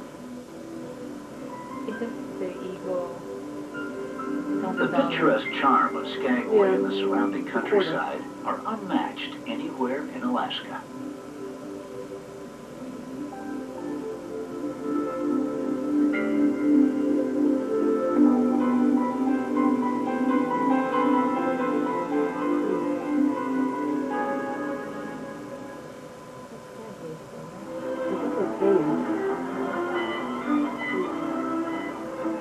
Evenings on board the Sun Princess were filled with fun and dazzling entertainment. Lady Luck beckoned from the sparkling casino.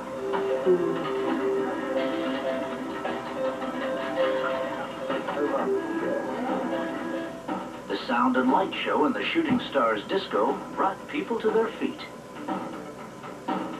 We have some young, that can't be here. They say it's another crew, another A quiet drink with newfound friends could be enjoyed in the Atrium Lounge. And aboard the Sun Princess, 2 show lounges presented the entertainment for which Princess is renowned.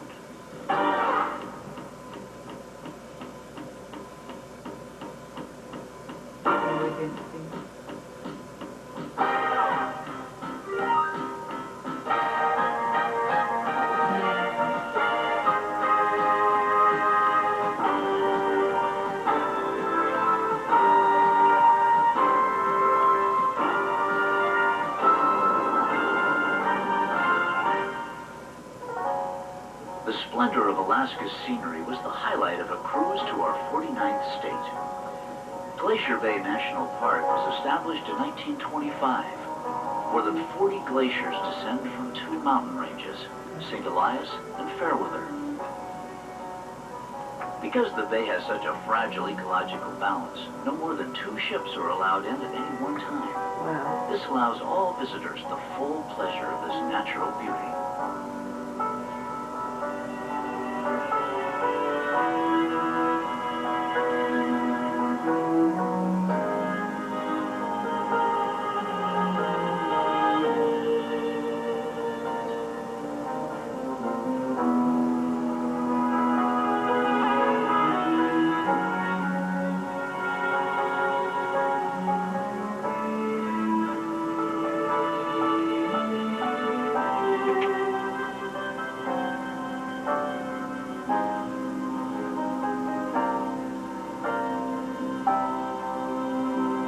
Those are, is that seagull or puffin?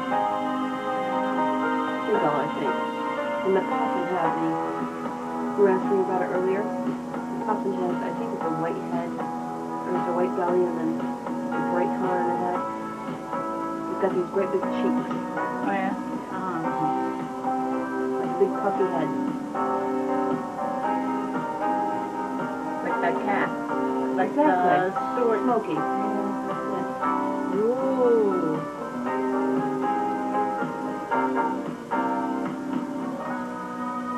sounds like a crack of lightning. Thunder. Boom. Yeah.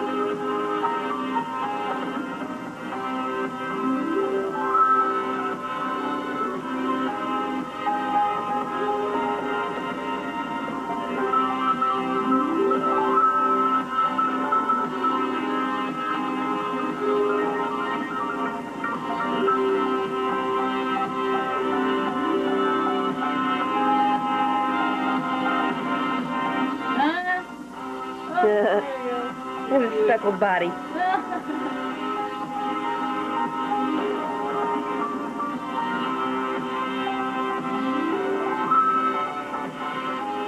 Whoa!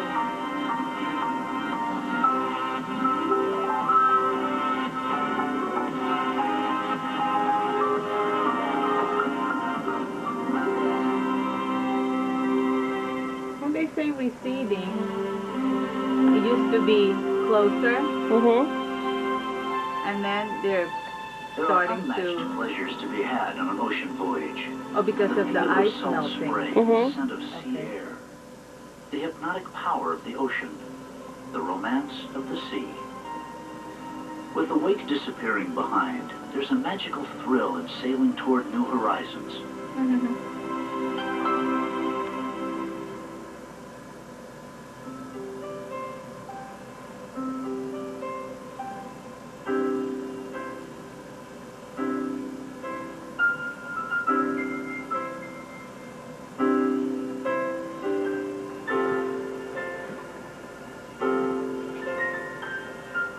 Fjords are a legacy of glacial movement.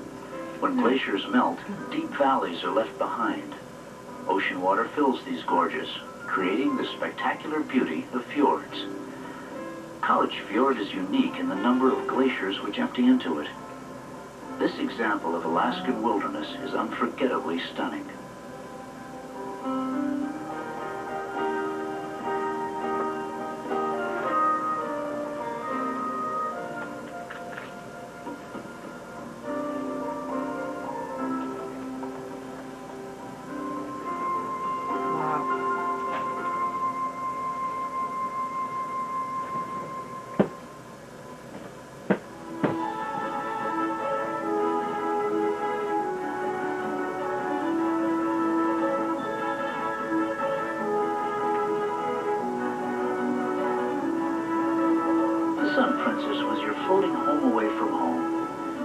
Sun-washed decks high above the sea to elegant public rooms. Everyone discovered their own favorite lounge, that special work of art, a cozy corner, or that deck chair that seemed to be waiting just for you. There were games for all ages.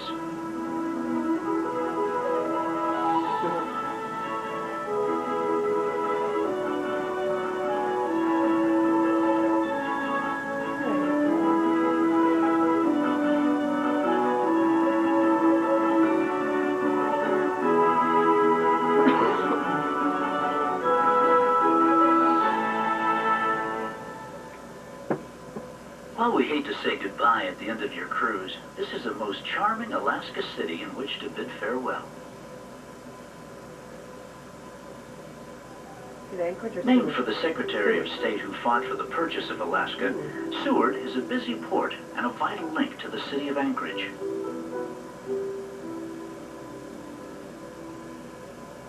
In fact, this was the terminus for the Alaska Railroad, making it possible to deliver goods to and from the interior. Hugging the shoreline of Resurrection Bay, Seward flourishes because it's a natural deep-water port that is rarely blocked by ice. The waters of Resurrection Bay are home to an abundance of birds, fish, sea lions, otters, and whales. In the lands surrounding the bay are moose, dog sheep, black and brown bears, and mountain goats.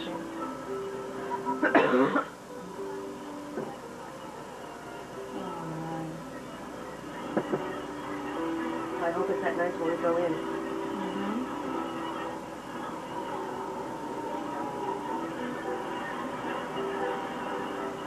Wow, listen to them.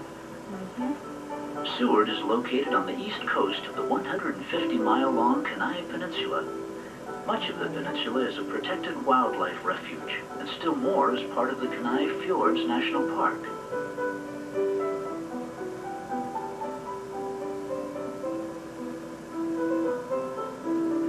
The scenery here is some of the most impressive anywhere in Alaska. One popular site in the national park is Exit Glacier, a favorite stop because it's accessible by road. It's fed by the Harding Ice Field, one of the 4 largest ice caps in the United States. Oh, Harding, from the president, right? Is that what the guy, the driver was talking about? I'm not sure. The Harding.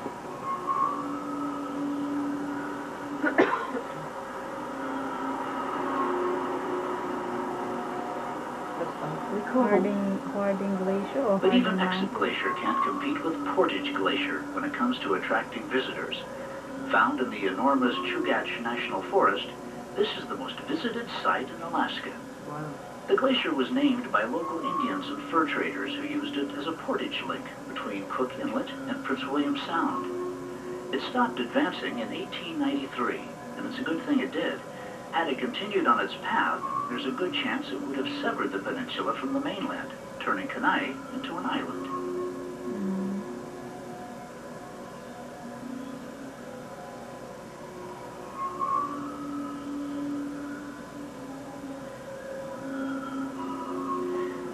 The further north you travel in Alaska, the more the frontier and pioneer spirit seem to take hold. A very personal look at this lifestyle is on hand at the Van Dusen homestead.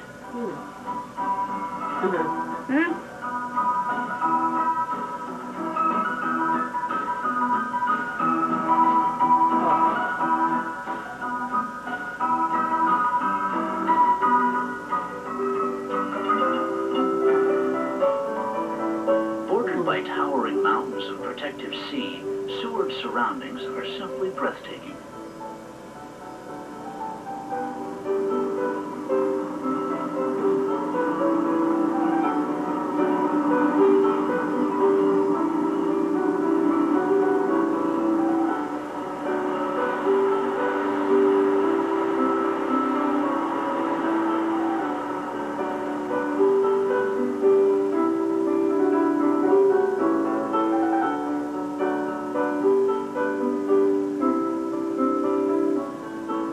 Itself has the distinction of being the hometown of Benny Benson, the schoolboy who designed Alaska's state flag.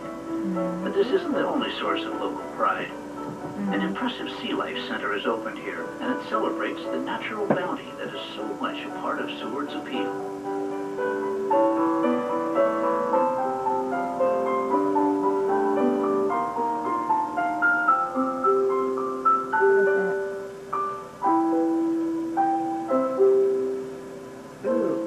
Look at that crap.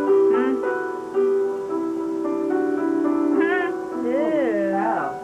He's bigger than both of us, I think. Ugly, man.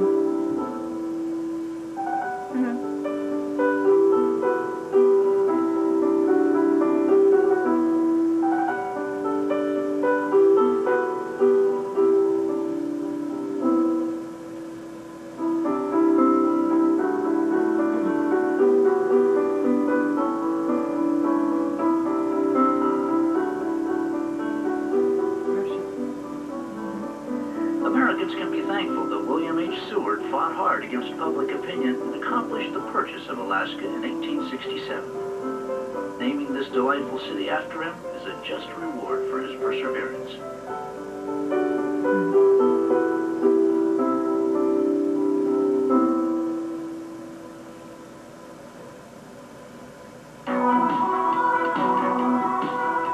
Colorful ports, superb scenery, and the grand class of cruising aboard the Sun Princess. These are your memories to cherish until we see you again.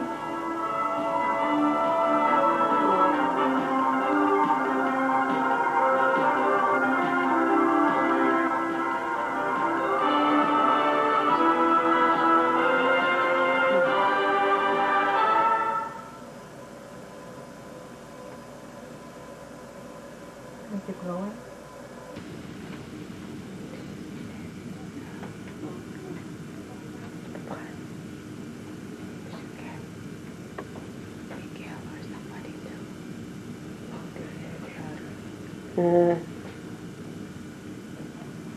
What's she doing?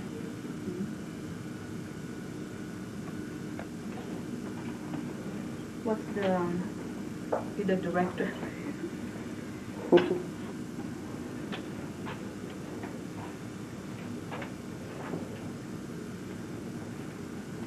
Hold on. Go ahead. There you go.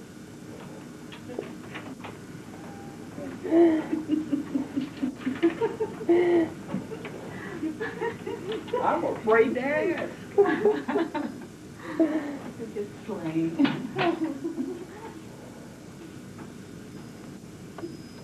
C420. Carib deck. We're off to see the wizard. And why? The wonderful wizard of Oz. Make that sound if it's not overloaded. Hello, Deck 6.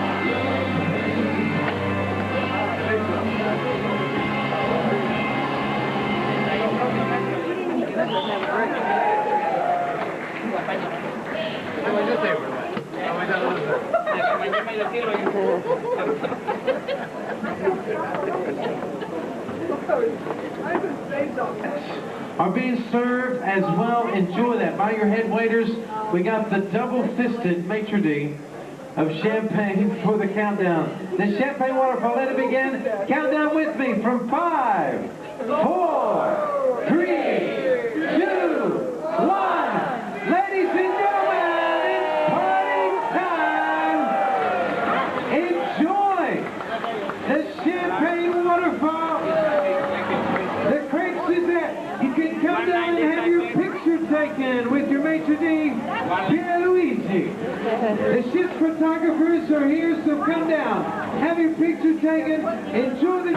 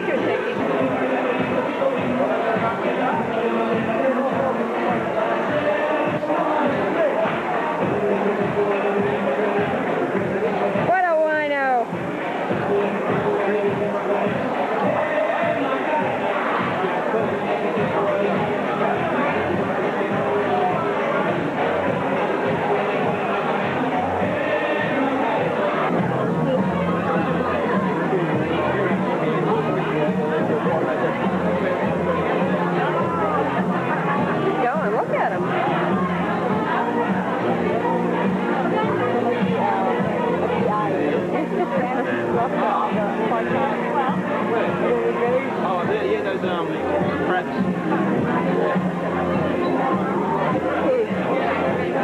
Her? You don't tell.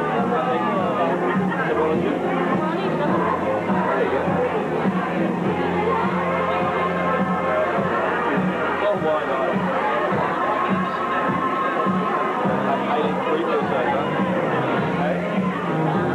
Yes, you do. Yes, chin. Used to being on full time.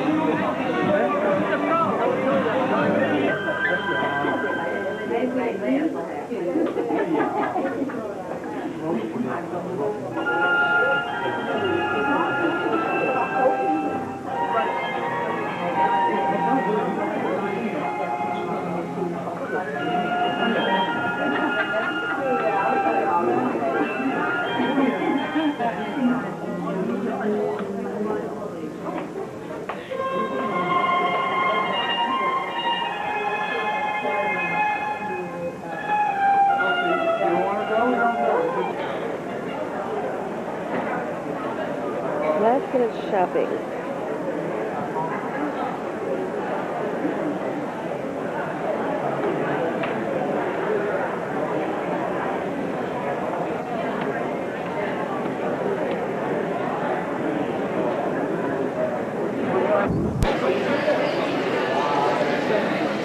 Ooh, for a good deal.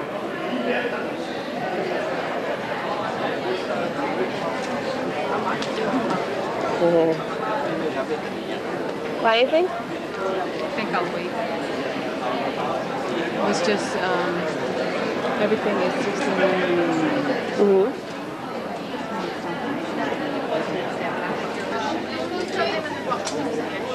The purser's desk, the front desk. Write that on the It's normal. Can I have your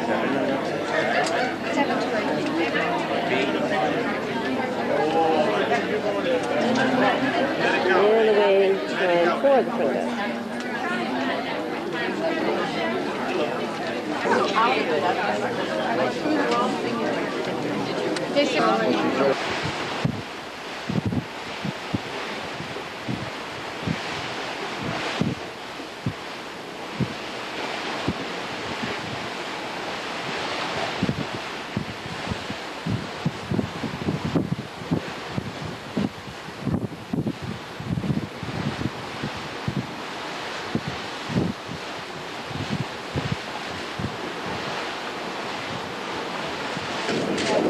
If you wondered how long it's going to take about 15 minutes for him to create one of his ice sculptures.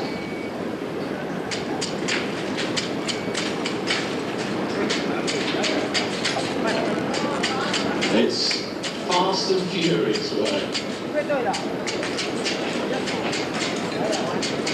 Now, if you can guess what he's going to make, the first person to shout out will win a prize. So the first person, an ice cube. It could be actually. So as soon as you get a rough idea of what he's going to make, shout it out and you'll win a prize. We'll see two prizes. A horse. You reckon it's going to be a horse? A bear? Who said whale? You reckon it's going to be a whale? Who said bear? Just so I know. Just so I know. Bear, whale, horse. It's going to be a bear, whale, horse. Who said fish? Who said fish? I don't know. See, I don't know. I don't know until it's like halfway through. So kind of runs in his family. And also, Ronald's son has got two sons, and one of them works for Princess as well on the Regal. On the Regal Princess. Huh? Yeah, exactly. You may well have been on other cruise lines, and you see a lot of ice sculptures. Now, the ice sculptures, the majority, the easiest way to produce an ice sculpture is there's moulds which you can buy. Moulds, and all they do is fill the mould up with water, put it in the freezer, and voila, an ice sculpture. But it's not really an ice sculpture, it's cheating a bit. You can always tell if it's a mould or an actual sculpture, because the mould always has a line going right from one side right down to the other side, where they open the moulds out. Princess Cruises, we actually employ ice sculptors and also fruit and vegetable carvers, and that's their sole job on board.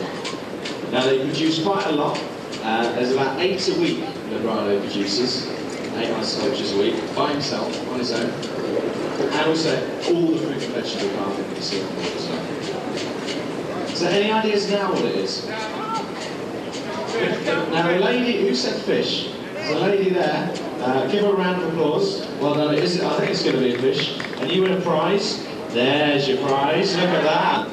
And then it's going to be put in the freezer, and it's going to be used for tomorrow's embarking passengers over the Horizon port.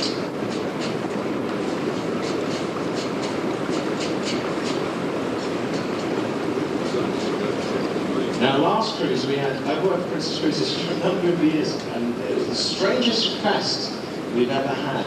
And it was a teenage girl, she wanted to lick the...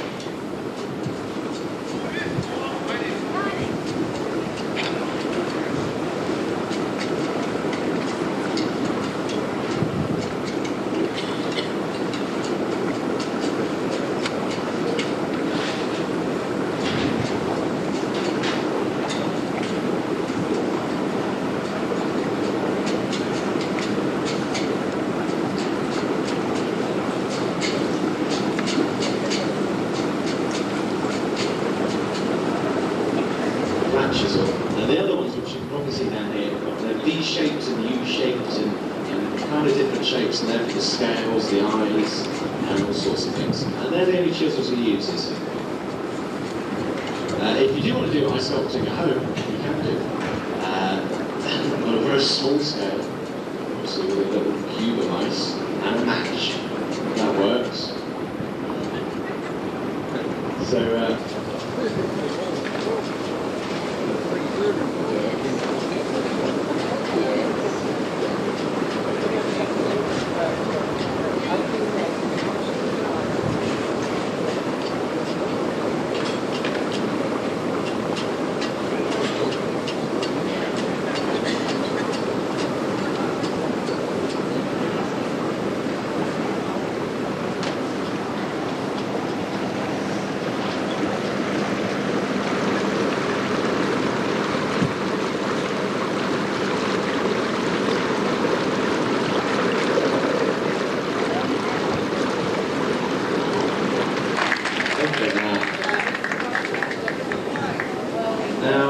if you do want to take pictures, it's going to be here for 5 to 10 minutes. Lebrado's going to be here as well.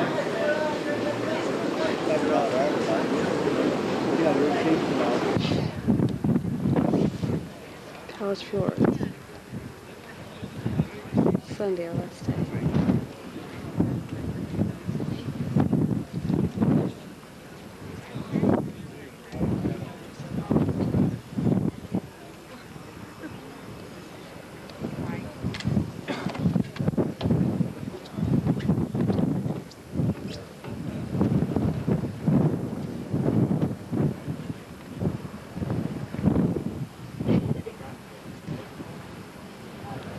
This close at another perspective down here with the force and the power that it is. It's picking up just about everything on different sides of these mountains. And these, you can see on the dark on either side of these glaciers. So when glaciers come together, as we can see in front of us, how it's developed, where two glaciers, tributary glaciers, like tributary streams, have come together. But unlike streams of waters that just make larger rivers or streams, they ride side by side, and you can really see that up ahead on the Harvard Glacier, with these glaciers coming together, and how that happens as they both went around, two different glaciers around that higher mountain peak. The serrated mountain tops are because glaciers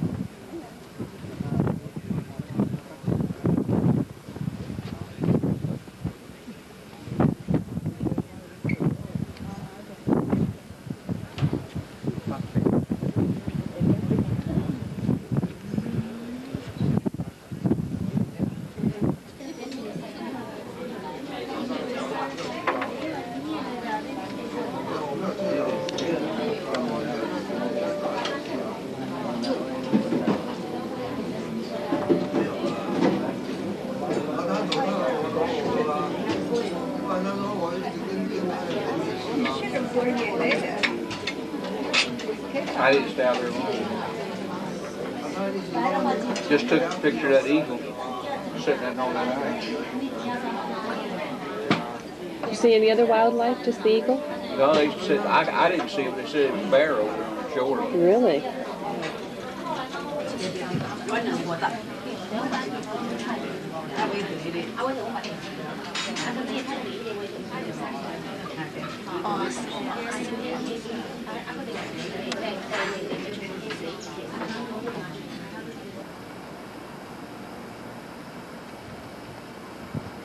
Our last day in Seward.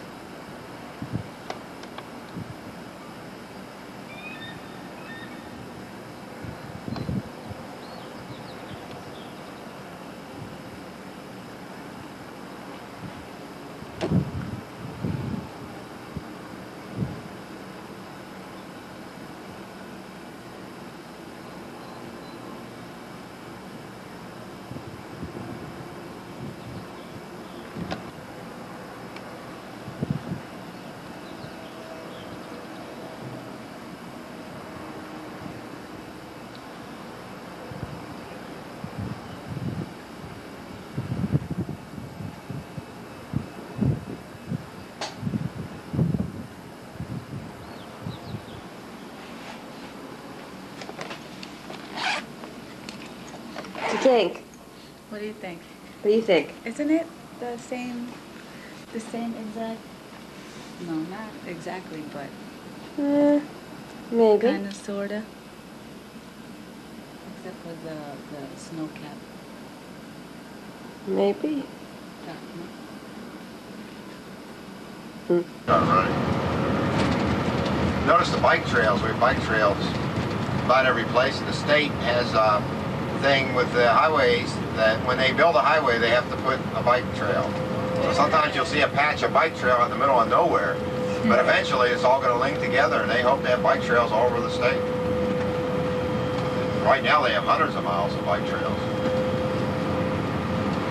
So if they put new road in, they have to put bike trail. It is a level. Sorry? I built close in there.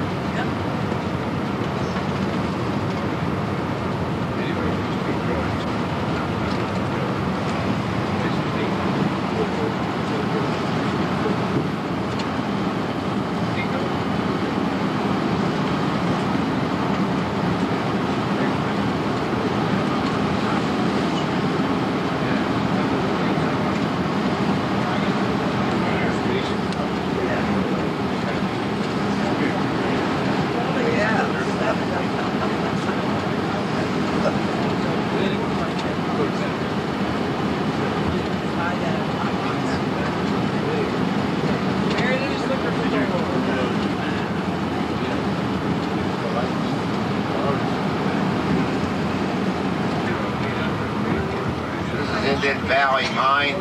Used to do some gold mining in here years ago, and right now it's just mainly like a gift shop type thing.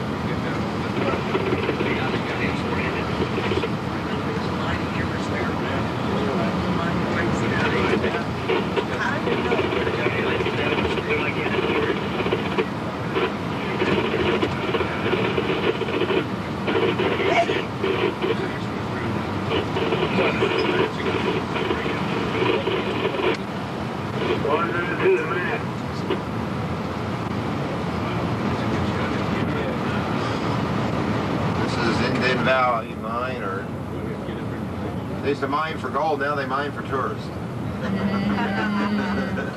Touristy mine. I don't know who's making the most. You know, that's interesting about the gold rush up here too. Do you know there was more money made on selling supplies to the prospectors than there was gold taking on? Yeah, that's a fact. And so that's where it's at. Okay, now in this area from here on, you can kind of watch to the right, and we may luck out and see some sheep. I hope. Dull sheep. These are dull sheep. They're the white ones. So you're looking for white sheep. They may be up high. They may be down low. Like I said, last night there was one came out on the road. That's kind of unusual, but I have seen that before.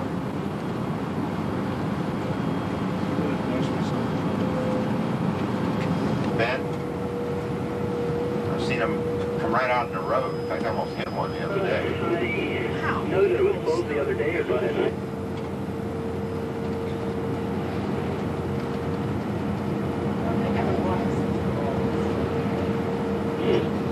I think that guy was right in here, and he was right out the road.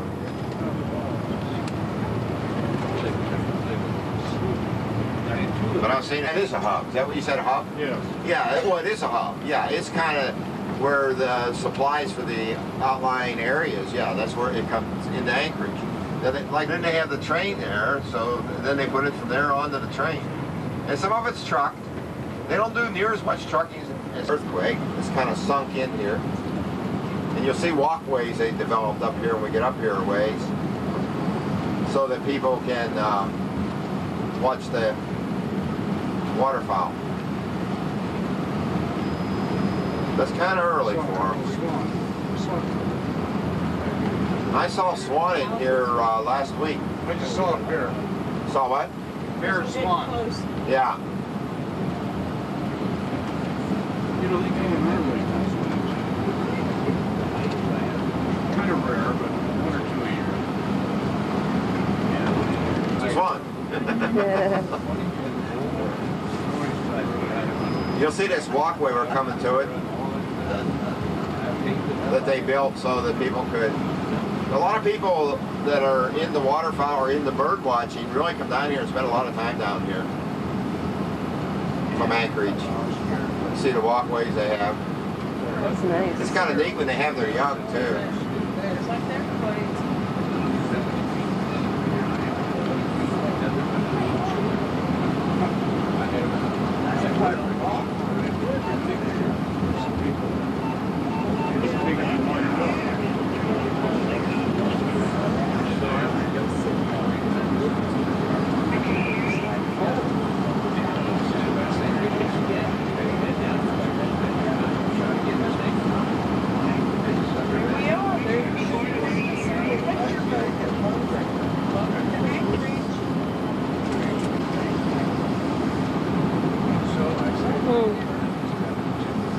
This is Coach 129 reporting in at Potter's Marsh, heading towards the airport.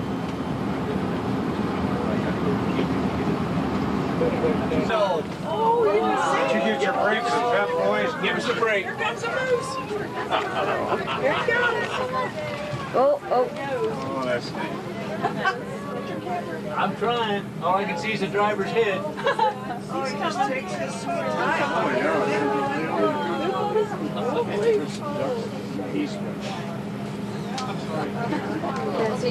Who would think you'd see a moose right in the town? Yeah, well, we've been in the country. We have more in town than they do outside. Some sights around Anchorage.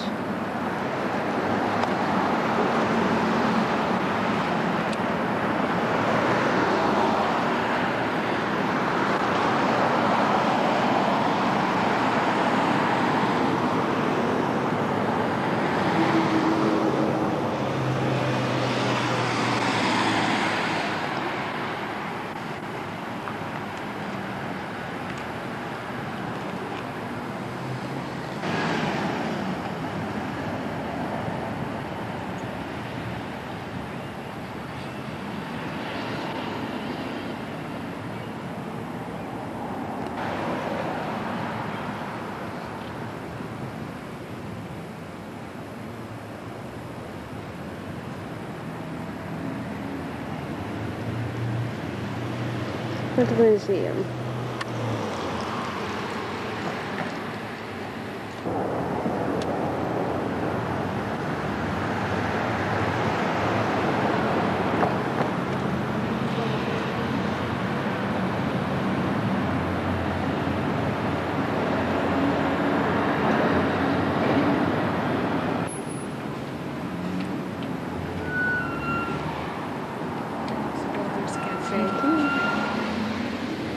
Let's check it out. Ooh.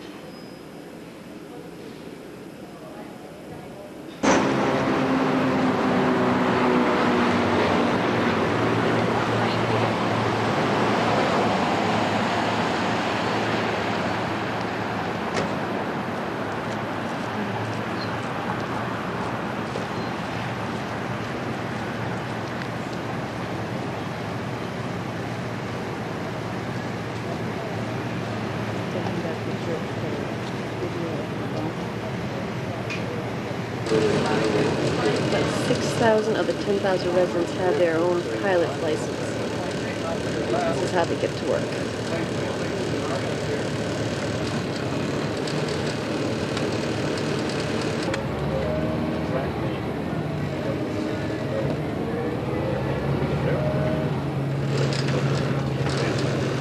As you can tell, it's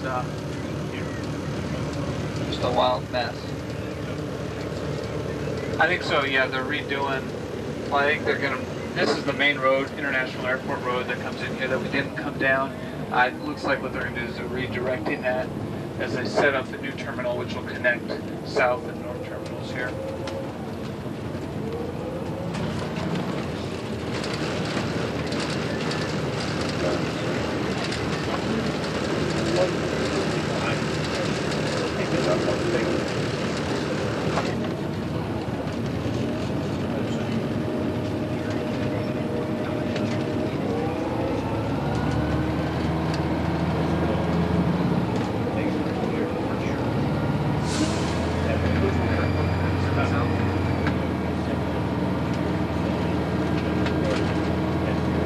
The gauntlet here.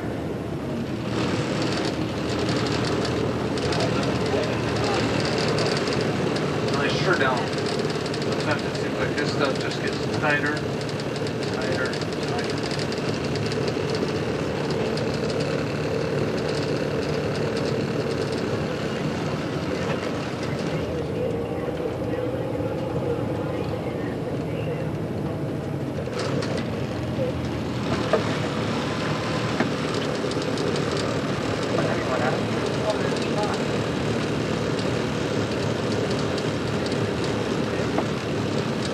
Looks like there's supposed to be a representative out here. But you guys just check yourselves in. Any idea? We've already checked in, most of us, I think. You've already checked?